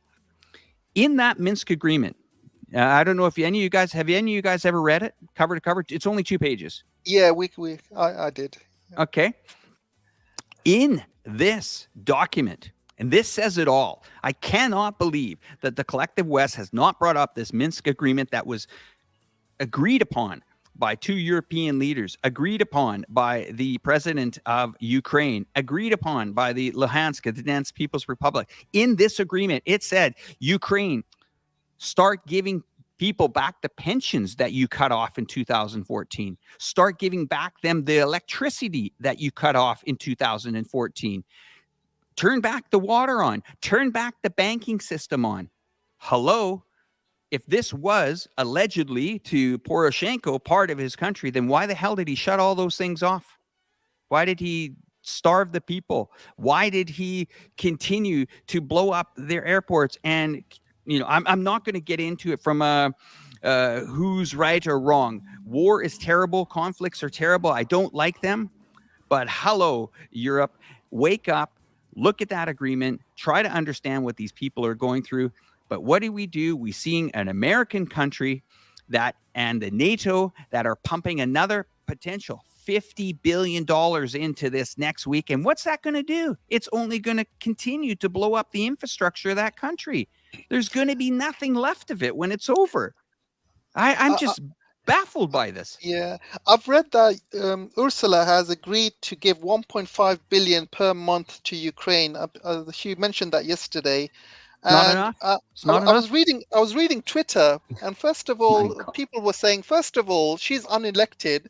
Why is she giving 1.5 billion, euros of European money without asking the European people?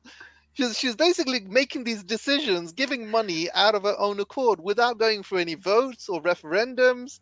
She's just doing whatever the hell she wants, and this money belongs. This money belongs to the Europeans, and it's just double standards, Alex. The fact that the collective West can send weapons, money to Ukraine, and they can do as much as they want, escalate things. But if Russia's allies send weapons to Russia, why can't they? Because they're allies, right? Iran is not the ally of the West. Iran is an ally of Russia. So if if Russia wants help from its allies, why can't its allies help them? The West is going, no, Iran's helping Russia. We need to do something about Iran, and it's completely. Why is one country allowed to help Ukraine? As you got the whole of the West. You got the people sending billions and billions of money. You got everyone helping Ukraine, and they are completely forgetting about how Ukraine has been bombing Donetsk for the last 14 years or so, killing its own people. They don't care about that. They don't care about the Nazi problem. As long as the West is just completely brainwashed by it all. Common sense has gone out the window. Absolutely, nobody's actually standing up and saying, "Hang on a second, these guys are neo-Nazis. Why are they blowing up their own people for the last 10, 14 the years?" geopolitical understanding that I have is Poroshenko did something really weird, which is to acknowledge on camera during an interview with Deutsche Welle that he had built NATO training centers inside Ukraine. Ukraine is not a country. Crazy. There's a video out there, you can see it. Ukraine was not a NATO country, so that was like, what are you doing? But it's very clear to see when you go back to Ursula saying, like, look, Russia is not the issue. Russia was the appetizer. Basically, to debilitate Russia, to weaken Russia, makes it easier to conquer China, makes it easier to defeat China. They're natural allies. They share borders. They've had scuffles in the past, but they are in essence allies against these Western hegemonies that want to dominate them and overthrow their. We lost the light. Don't worry about it. There we go. We're back. Got a power cut.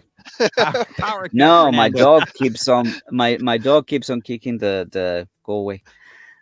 So where was I? Yes, go ahead. So, The big picture is China, basically. The big picture is China. Yeah, the big picture is China. That's what they're going after. And well, now that if Russia and China join forces together with Iran, there will be a bloc that is going to be extremely difficult to defeat. So the idea was, okay, let's start a scuffle, some kind of issue, even though they know that they're Nazis, even though that the Burisma is an issue, even they don't care about that. But let's just start a problem over there, so that we get Russia involved, so that we get Russia depleted, so that we get Russia some issues, so that they cannot support China when we go after them. To what extent has that worked? Well, obviously, wars are expensive, and wars are the morale of the country suffers when you go to a war with battles lost and territory lost or ceded or won. The morale changes all the time. So it was part of the strategy. I mean, it couldn't be any clearer than what Ursula said. It's not enough to defeat Russia. We've got to go after China. Sometimes these politicians, they say out loud what they shouldn't, what they're thinking, but they shouldn't. And now we just see this rhetoric spiking up and growing up. I was discussing with Harold in China, who left a comment in our comment section. I already shared his contact with you. He's a great observer, really great person. We were talking about the fact that the Rand Corporation said it in 2015. If we don't stop China by 2025, the military gap loss is going to be almost nothing. But there's another one that I wasn't able to verify, and I think if you're watching here, The Alchemist mentioned it a couple of times. There was another Rand paper that said, like, no, it has to be before 2024. And now we got the Navy saying it's before the end of this year. I mean, I just see it's already too late. All this. It's already too late. Yeah, it's already too late. But at the same time, what I'm trying to say is, years saying before, but China has gone beyond its capability, technological capability, and if there was any war tomorrow, most of these factories are owned by China will be immediately turned into military factories. They'll be churning out missiles and all sorts of equipment, overnight, literally, and it's gone too late. I mean, China has become so technologically advanced. They do not need the West for anything. They do not need it for materials, raw materials. They do not need it for gas and oil. They can get that from Russia. They do not need it for technological experiences, because China's already got that now. So they have all the tools they need to build a military industrial complex overnight Yeah. in an event of If wars. It's too anyone late. if anyone is interested, sorry, I just wanted to plug Yeah, go something on. here. In early November, I will be covering the Zhuhai International Air Show, where there's all these military parades and whatnot. So I'll be heading down to Guangdong early in November, and I'll be doing some live streams from there with some friends from Guangdong TV. So keep an eye on that and follow me on Twitter as China Teacher One if you want to know about what China is doing in terms of military and defense that they show us, okay? Because what they don't show us way I more mean, advanced. look at the Korean War. They completely underestimated China in the Korean War. They went all the way to the borders of China. They said, when China said, please do not go to our borders, they went all the way to the borders of China. And the West thought, oh, this is only China. What they can do, they got no weapons, no military, no airplanes. What the hell can they do? And look what happened in the Korean War. Completely underestimated China. And they're doing the same thing now. They're completely underestimating China now. They think, oh, 2025, 2024.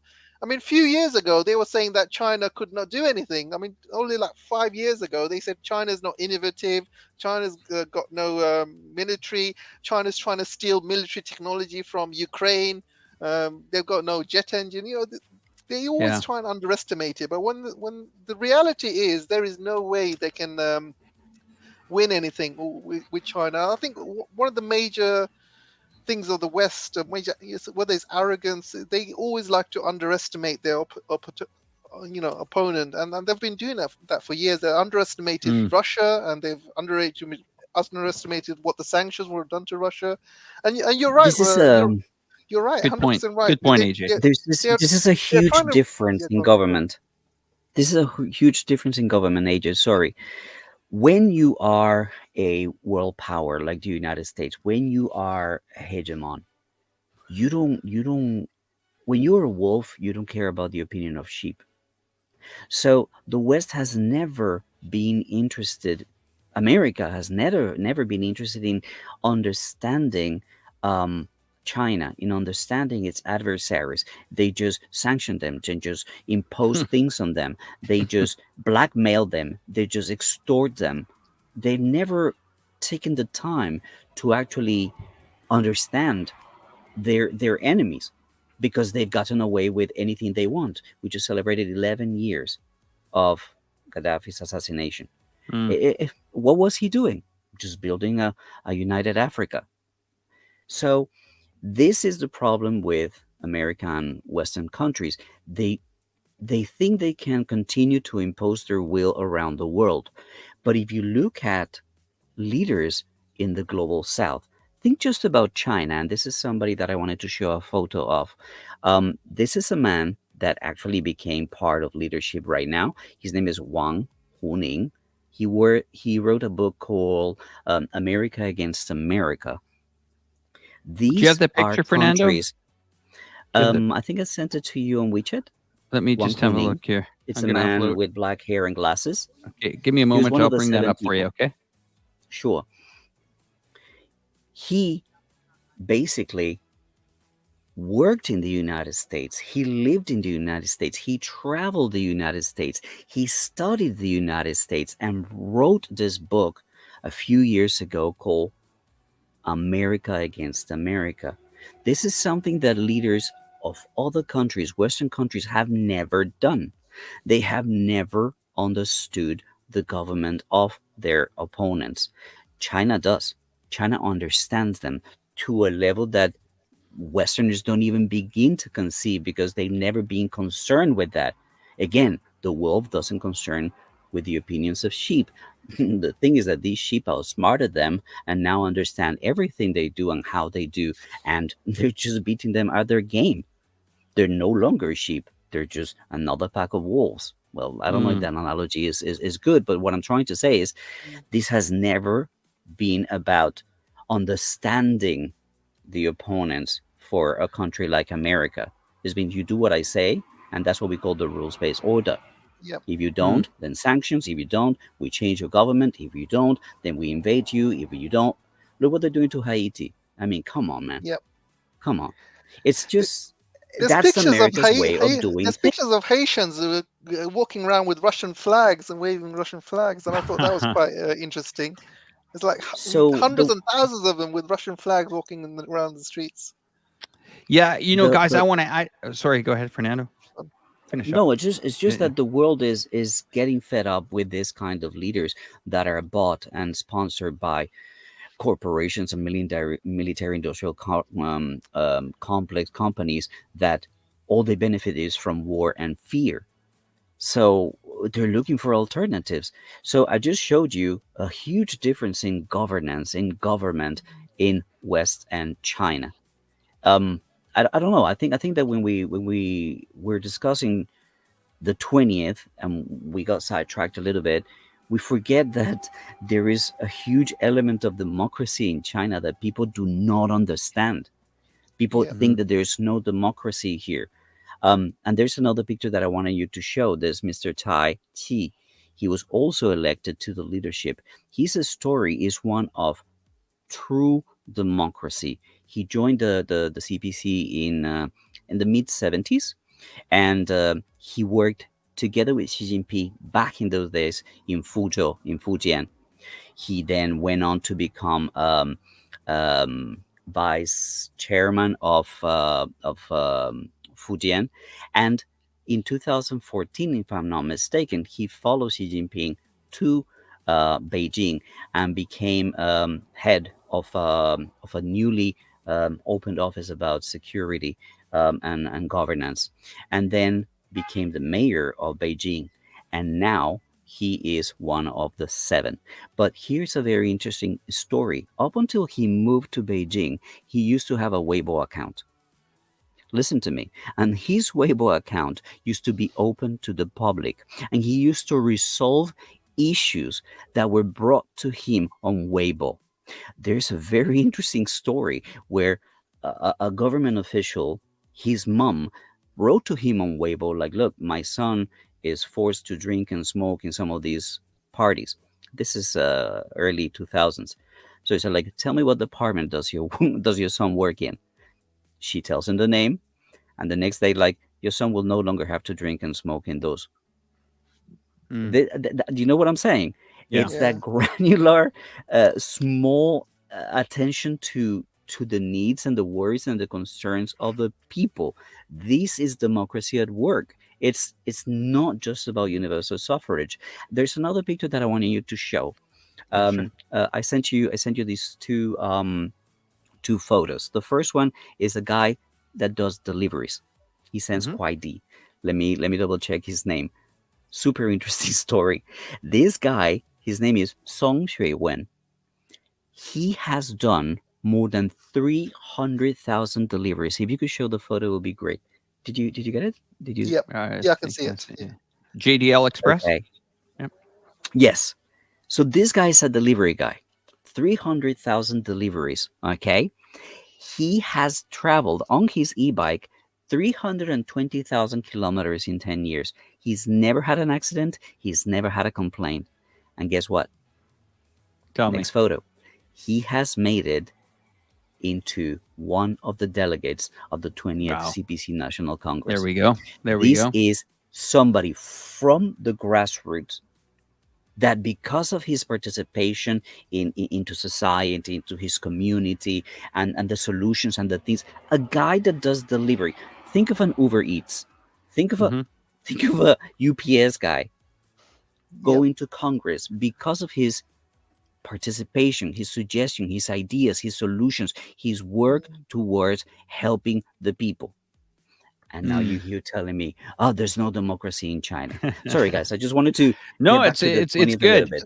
Just going on from that, the biggest democracy in the world is India, but you will never ever see anything like this happening in India because it might be the biggest democracy there, but they have a huge class system there. So you will Yes. never have anyone from the grassroots going to this sort of heights in India. And they call it the biggest democracy in the world, but then again, it's not real democracy, is it? I mean, it's such a huge class system there. Certain workers will always stay certain workers, certain people will always stay in that kind of field. They will never allow them to move up to another field. There's something that I want to address to our viewers tonight, and wow, we got a great turnout going on here. I'm seeing the numbers backstage, and they're pretty spectacular with all the channels combined. This is amazing. America is an amazing country. I was born, of course, in Canada, and I think about 90% of the population in Canada live within 1 hour drive of the U.S. border.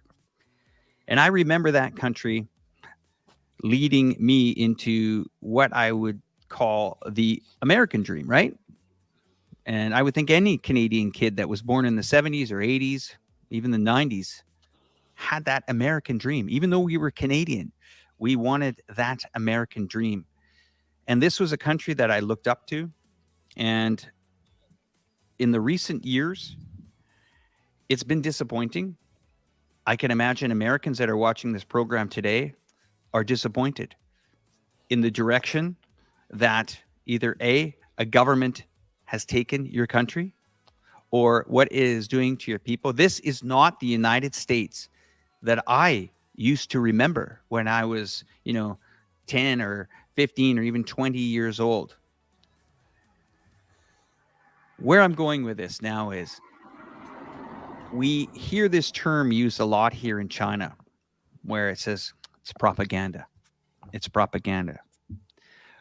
Well, as I got older in Canada, I started to notice that it wasn't China that was one of the largest countries in the world for propaganda. It was the United States of America. Now, everyone remembers, the space shuttles. Everyone remembers a country that calls the World Series, even though it takes place only in the United States. International Space Station. Everybody knows Hollywood, International Space Station. This is because America was amazing at propaganda, and they still are. They have managed to convince, maybe not our viewers, because some of our viewers definitely agree with what we're saying tonight. But I want to give you an example on how propaganda works, okay? I'm going to use this geopolitical issue going on with Ukraine and Russia right now. I want the viewers tonight to just check who Viktor Yanukovych is, okay? He was ousted in 2014 in Ukraine. Please go back and do the research on this. Why we are in the situation we are in today. I have a friend that means dear to my heart. I'm deeply worried about him. His name is Patrick Lancaster. He's a crowdfunded journalist that doesn't belong to any news agency. He's been telling this story since 2014, okay? His wife is from Donetsk, and his children were born in Donetsk. Viktor Yanukovych, get this, guys, he served as the governor of Donetsk region. I don't know if you guys are aware of that, but he was the governor of that region. Now, think about if your governor, your political mayor of your city became the president of a country. You'd be proud of him, right? If you're from Detroit, Michigan, or if you're from Sacramento, and all of a sudden that governor or that mayor, he became the president of the country, you would feel, wow, I'm proud. He stood up, he's there, he's representing me in the country. This is amazing. I am still waiting for someone to tell me when the election happened, when Viktor Yanukovych was thrown out of office, had to flee the country. Where did that election come from? that happened when he left as president? Oh, that's right.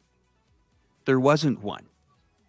But there was a government that was put in immediately, and some of the laws that they passed banning the Russian language. So let me get this straight. The people of Luhansk and Donetsk were fearing for their lives, rightfully so. And to our viewers, I don't condone war. I don't like conflict. Both sides are losing at the expense of the collected West and this military industrial complex. Both sides are losing. Both sides are suffering. But all you have to do is do your research and see this started. Viktor Yanukovych thrown out of office. Now I'm going to bring you guys up to something that will prove my point 100%. There's no way to deviate away from what I'm about to show you guys. They As also you guys banned oppositions as well. Correct. You know, Correct. They also banned Yes. so that's not real democracy. If you ban all of the Correct. oppositions, that means you're basically stand alone. Nobody can Correct. stand against you. Absolutely correct, AJ. But this is where I'm going to show the viewers something they probably haven't seen or even taken the time to read and watch, okay? What is the Minsk agreement? And you tell me, viewers, why would this be put in there, okay? And I'm going to read it quickly. It's a 12-point, basically breakdown. Ukraine and Russia backed separatists agreed to 12-point ceasefire deal, okay? Its provisions.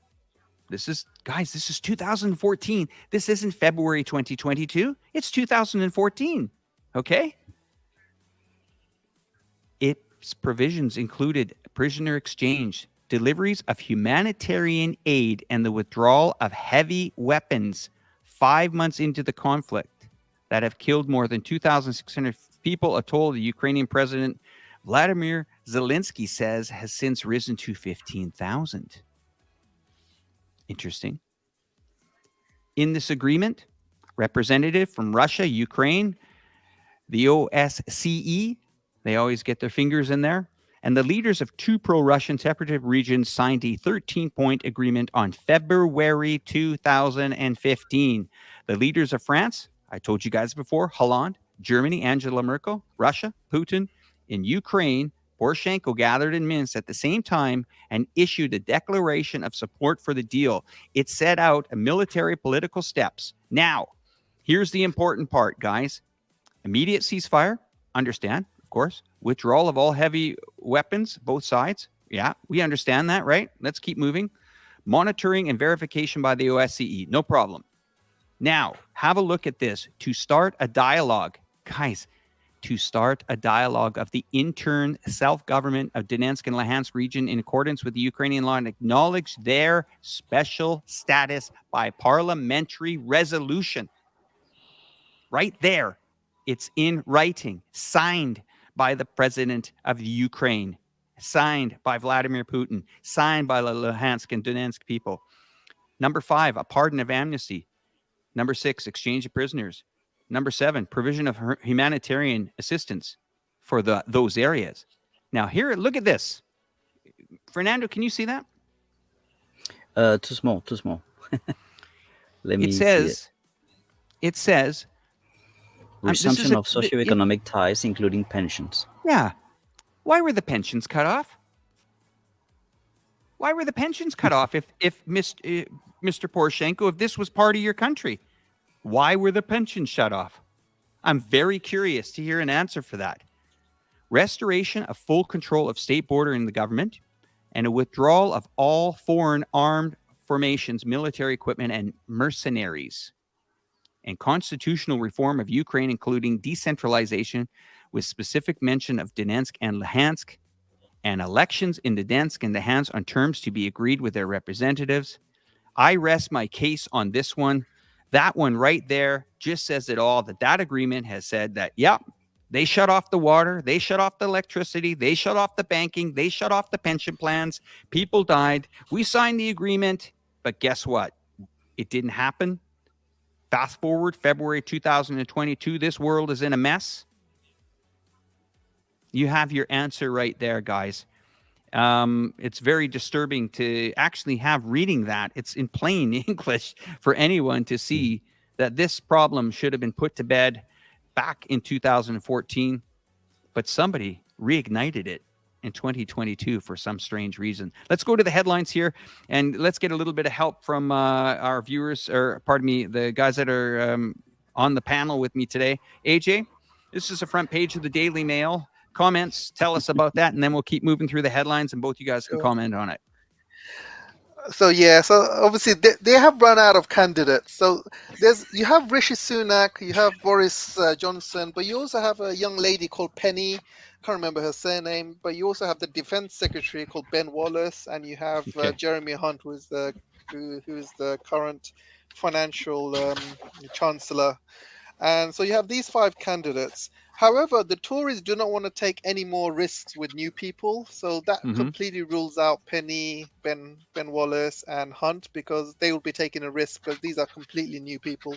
So what they want to do is get Boris back and Rishi back. The problem with Boris, nobody will stand for Boris to be a leader. And you can see when he landed in UK, people were booing. The fact that they've kicked him out, is a big problem for them. And the problem with Rishi Sunak is Rishi Sunak has been humiliated time and time again. And, and also the problem is, these 2 guys who have been instrumental in putting the economy how it is today in Britain. So people don't trust them. People think, oh, these guys are going to be going to destroy the country even more. I think what Britain needs is a completely new direction, a new people with new ideas, and very strong enough to say, hang on, guys, we need to reverse these ridiculous sanctions, and that would be a start. People like George Galloway, for example, but unfortunately we don't have anyone like George Galloway in the parliament. George Galloway was actually an MP back once upon a time, but he got hounded out, same way Jeremy Corbyn was hounded out. If you're any good and you speak the truth, you don't last in the British parliament. You get kicked out. You got to follow the line, and this is the problem we're having. We're going backwards. When you break up with the next girlfriend, and then you that got was no my tweet. Then you go around, you go to bars and restaurants, you look for other girls, you can't find any other girls, then you end up going back to your ex-girlfriend again because you've got no That other was choice. my tweet, man. That was my tweet. Like, going back to Boris is like going back to the ex-girlfriend because the But one night stand gave you syphilis. You've gone to all the bars, you've been trying your best to find other women, but you can't find other women, and then you just give up and think, you know what, I'm just gonna go back to Boris. And this is You what's reach happening. inside the pocket and there's nothing, and then all you want is like, oh, look at it, the fluffy hairy thing. Oh, well, Hilarious. Okay, well, we're moving on to the Wall Street Journal. Banks backing Musk are stuck with debt in a tighter market. There's the financial markets showing their true colors here for the Elon Musk deal there with Twitter. Sims is a Chinese mayor in Vancouver, Canada. I don't know if you guys are aware of that, but Vancouver brings in its first Chinese mayor. Congratulations, Mr. Sim. Fantastic to see you there. And we're going to continue forward, and we have the headlines out of Colombia. El Universal. Tell us, what does that mean, Fernando? We threw that one in there for you. This one, let me make it a little bit bigger. This, we are party people. It says from Sunday to Thursday, the schedule allowed for partying has been shortened. Oh, my. So basically, you cannot party too hard, basically because of violence. We've had this in the past. Dollar is at a record high, is nonstop. And again, my country is going through a bit of change. One of the main things that is not here in the front page is that the government has agreed. It's the first time that we have a leftist government. So they have agreed to buy land from cattle herders and people who grow, who have livestock, buy their land to implement a land reform in Colombia and give land to the poor people. Something never heard of, something that for a lot of people we thought it was like this would never happen. Well, this is going to happen with this president in under 100 years that he has been, 100 days that he's been elected. And another thing that didn't make the headlines here, but was a huge thing all over Twitter, is that apparently we can now go to the UK without a visa. Okay. Okay. So now we can go is to that the going to be EU. embraced? Are people embracing that, or what do you think? Well, people were asking for it because we can go to the EU without a visa. So okay, it was kind of like in negotiations. So now it's a fact. It's going to be penciled down, and we will be able to go to the UK without a visa, which is great. But with You can see COVID Boris. and the way, let me see if I have little Boris. You can see Boris down there. No, but Boris, you can go visit more Boris, right? Oh yeah. The So new prime look, minister. I think that there's a lot of changes that are taking place that side of the country. A Chinese company just signed a deal to build the subway in Medellin, which is the third largest. They would say the second largest, but I say the third largest because my city is the second, in Medellin. So Mhm. there's just a lot of ties now between China and Colombia, and this new presidency that is left leaning. Mhm. It opens a lot of doors. It opens a lot of doors, and I'm really looking forward to it. I'm writing an article for a magazine in Colombia about the state of EVs in China, and well, you'll read all about it when I tweet about it. Okay, I have let's a lot of go on. questions Go on, about AJ. Colombia, Yep. Fernando. I have a lot of questions about it, Do but ask, sir. but this I think we can have to save it for another time because we're running out of time. But Sure.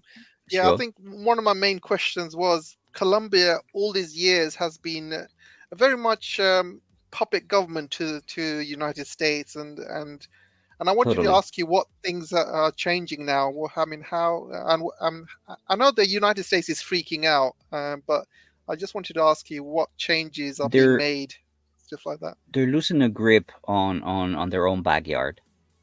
They're losing a grip on their own backyard, which is South America. Bolsonaro is probably going to lose in Brazil, and Lula is going to win, another socialist. So it's just going to create a huge block of socialist or leftist leaning countries in Latin America that are just going to start looking at the next best thing, which is China, because they're fed up with America and their moral doctrine. So a lot of small changes and big changes taking place. Um, and yeah, it's something to keep an eye on, because Yeah. America's power of influence is really dwindling when you think about it. No major country in Southeast Asia is really dancing to the American tune. They're just not. The, And the same is happening in South America. the funny thing was the America they had this summit of the Americas, I believe Biden tried to organize it, and that was a complete failure. He tried Mm. he tried not to invite Venezuela, and other countries are standing up saying you cannot not invite Venezuela. You cannot basically dictate what South America's what the summit's all about. You cannot dictate who comes, who cannot. You are not running this summit, and I think it was a It's complete not your failure. And a country. lot of people didn't turn up, and he was the whole press tried to Um, play it down. But you were asking me, AJ, so I'll tell you, Colombia has officially resumed diplomatic relations with Venezuela. This is something that America does not Wow. like. So, as I said, a lot of small changes and big changes that yeah, it's worth keeping an eye on, because sure, America doesn't like losing their grip on their backyard. yeah. Guys, I just got some interesting news sent to me here. This is China to open wider to the world. President Xi said on the 23rd here, Beijing, by Xinhua News. I'm going to have to learn how to say that news more appropriately. China will open its doors wider to the rest of the world. Xi Jinping, General Secretary of the Communist Party of China Central Committee, said Sunday. I love this quote here. We be steadfast in deepening reform and opening up across the board and pursuing high quality development, she said when meeting the press at the Great Hall of People, noting that a prosperous China will create many more opportunities for the world. Just as China cannot develop in isolation from the world needs China for its development, she said. Through over 40 years of relentless reform and opening up, China has created the twin miracles of the fast economic growth and long-term social stability. He said the Chinese economy has great resilience and potential. She said its strong fundamentals will not change, and it will remain one on the positive trajectory over the long run. Amazing words from an amazing week that we've seen here in China. Gentlemen, I'm going to hand over the microphone to both of you. Who wants to go first? Who wants to close? And then we'll leave the chat open to everyone for about 5 minutes. Whoever wants to go first, let me know. And then let me go first. Okay, Fernando will you go can first. go second because I have a question for you, Fernando. So that's why I wanted you to go second. Go, AJ. So first Okay, of all, thanks for everyone for listening. But I have a really important question because I asked this question to Alex, but I wanted to get your thoughts on it as well. So as a Westerner, I think we in the West, we do not understand why China is still under lockdown. And I can understand, China being locked down when the first virus came out and the whole world was in lockdown. But the West has been, basically open for over a year now, and China is the only country is still under lockdown. And the fact is, the current, basically, we have the Omicron version, which is a very mild version compared to the first version that came out, which was the Delta, which was very severe, kills a lot of people. But the Omicron is actually what you would say a flu in the West. I mean, isn't it maybe a good time to open up and get people into antibodies using the Omicron? Because in the West, especially UK, nobody's dying from the Omicron, and it's only people who are dying are extremely ill or extremely old, or they don't have any medical care or health care or something like that. But the Omicron is a very mild version. You would say that it's a very mild version of a flu even. So why is the point of locking down a whole city just for a flu? I mean, that's something the West still does not understand at the moment. Can you explain that? You just ask a 1 hour question. Let me try to summarize. Okay, when you say lockdown, China is not in lockdown. Cities, towns, villages are in lockdown. So it's to say that it's not what's 2020, right? What they've done over the last 3 years is refine the way that they implement this COVID policy, the zero COVID policy. And right now, as I was saying at the beginning of the show, for example, they can detect a case, and within 3 days, they go through all the different testing of all the different residents in that particular building, that particular area, and they go back to their normal life. So we're not talking about long lockdowns. It's like, hey, we detected something here. Everybody gets tested. Everybody gets 3 days, 3 tests, and let's see what else we find. So they're micro targeting the virus now. Let me give you an example. Where my in-laws live in Henan, one building is locked down, the other building is not locked down, and they're like basically they share a courtyard because they didn't find anything in this building, they didn't find anything in that building. It's that level of micro targeting the virus. Now, what is the big issue? The big issue is holidays. Whenever you have holidays, people travel. Here in China, people are just not going out of the country. Most people are traveling within China. What happened in Xinjiang? Millions of people went to Xinjiang in summer. What did we see after summer? After the summer holiday, the school vacation? Huge amount of cases in Xinjiang and huge amount of cases in different pockets around the country. But again, it's not a national lockdown. It's pockets, and you can open a map and see. Look, I've been traveling in an RV. I mean pockets like Shanghai was locked down. Now Chongqing was locked down. So it seems to be. Okay, you're talking about Shanghai a few months back. Yeah, a couple of months now, back. Now Chongqing. You've got to understand that Shanghai is probably the most liberal city in China, and there's a scuffles between central government and Shanghai, and they reacted slow. They dropped the ball. They fumbled and they struggled. And when you don't act quickly, the spread is so freaking fast. So that's all on Shanghai governance. that is all on Shanghai. The other thing that took place was when they finally started doing what Beijing was telling them to do, what did we see? Back to normal, or back to these micro-targeted COVID cases.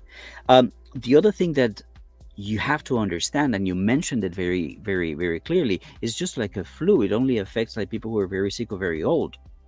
There are 150 million elderly in China.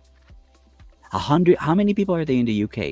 Imagine the whole population of 150 million at risk. Yeah. Because those are people that haven't been vaccinated because either they have preconditions that the doctors do not recommend them to vaccinate, or there's no vaccination mandates here. It's not mandatory.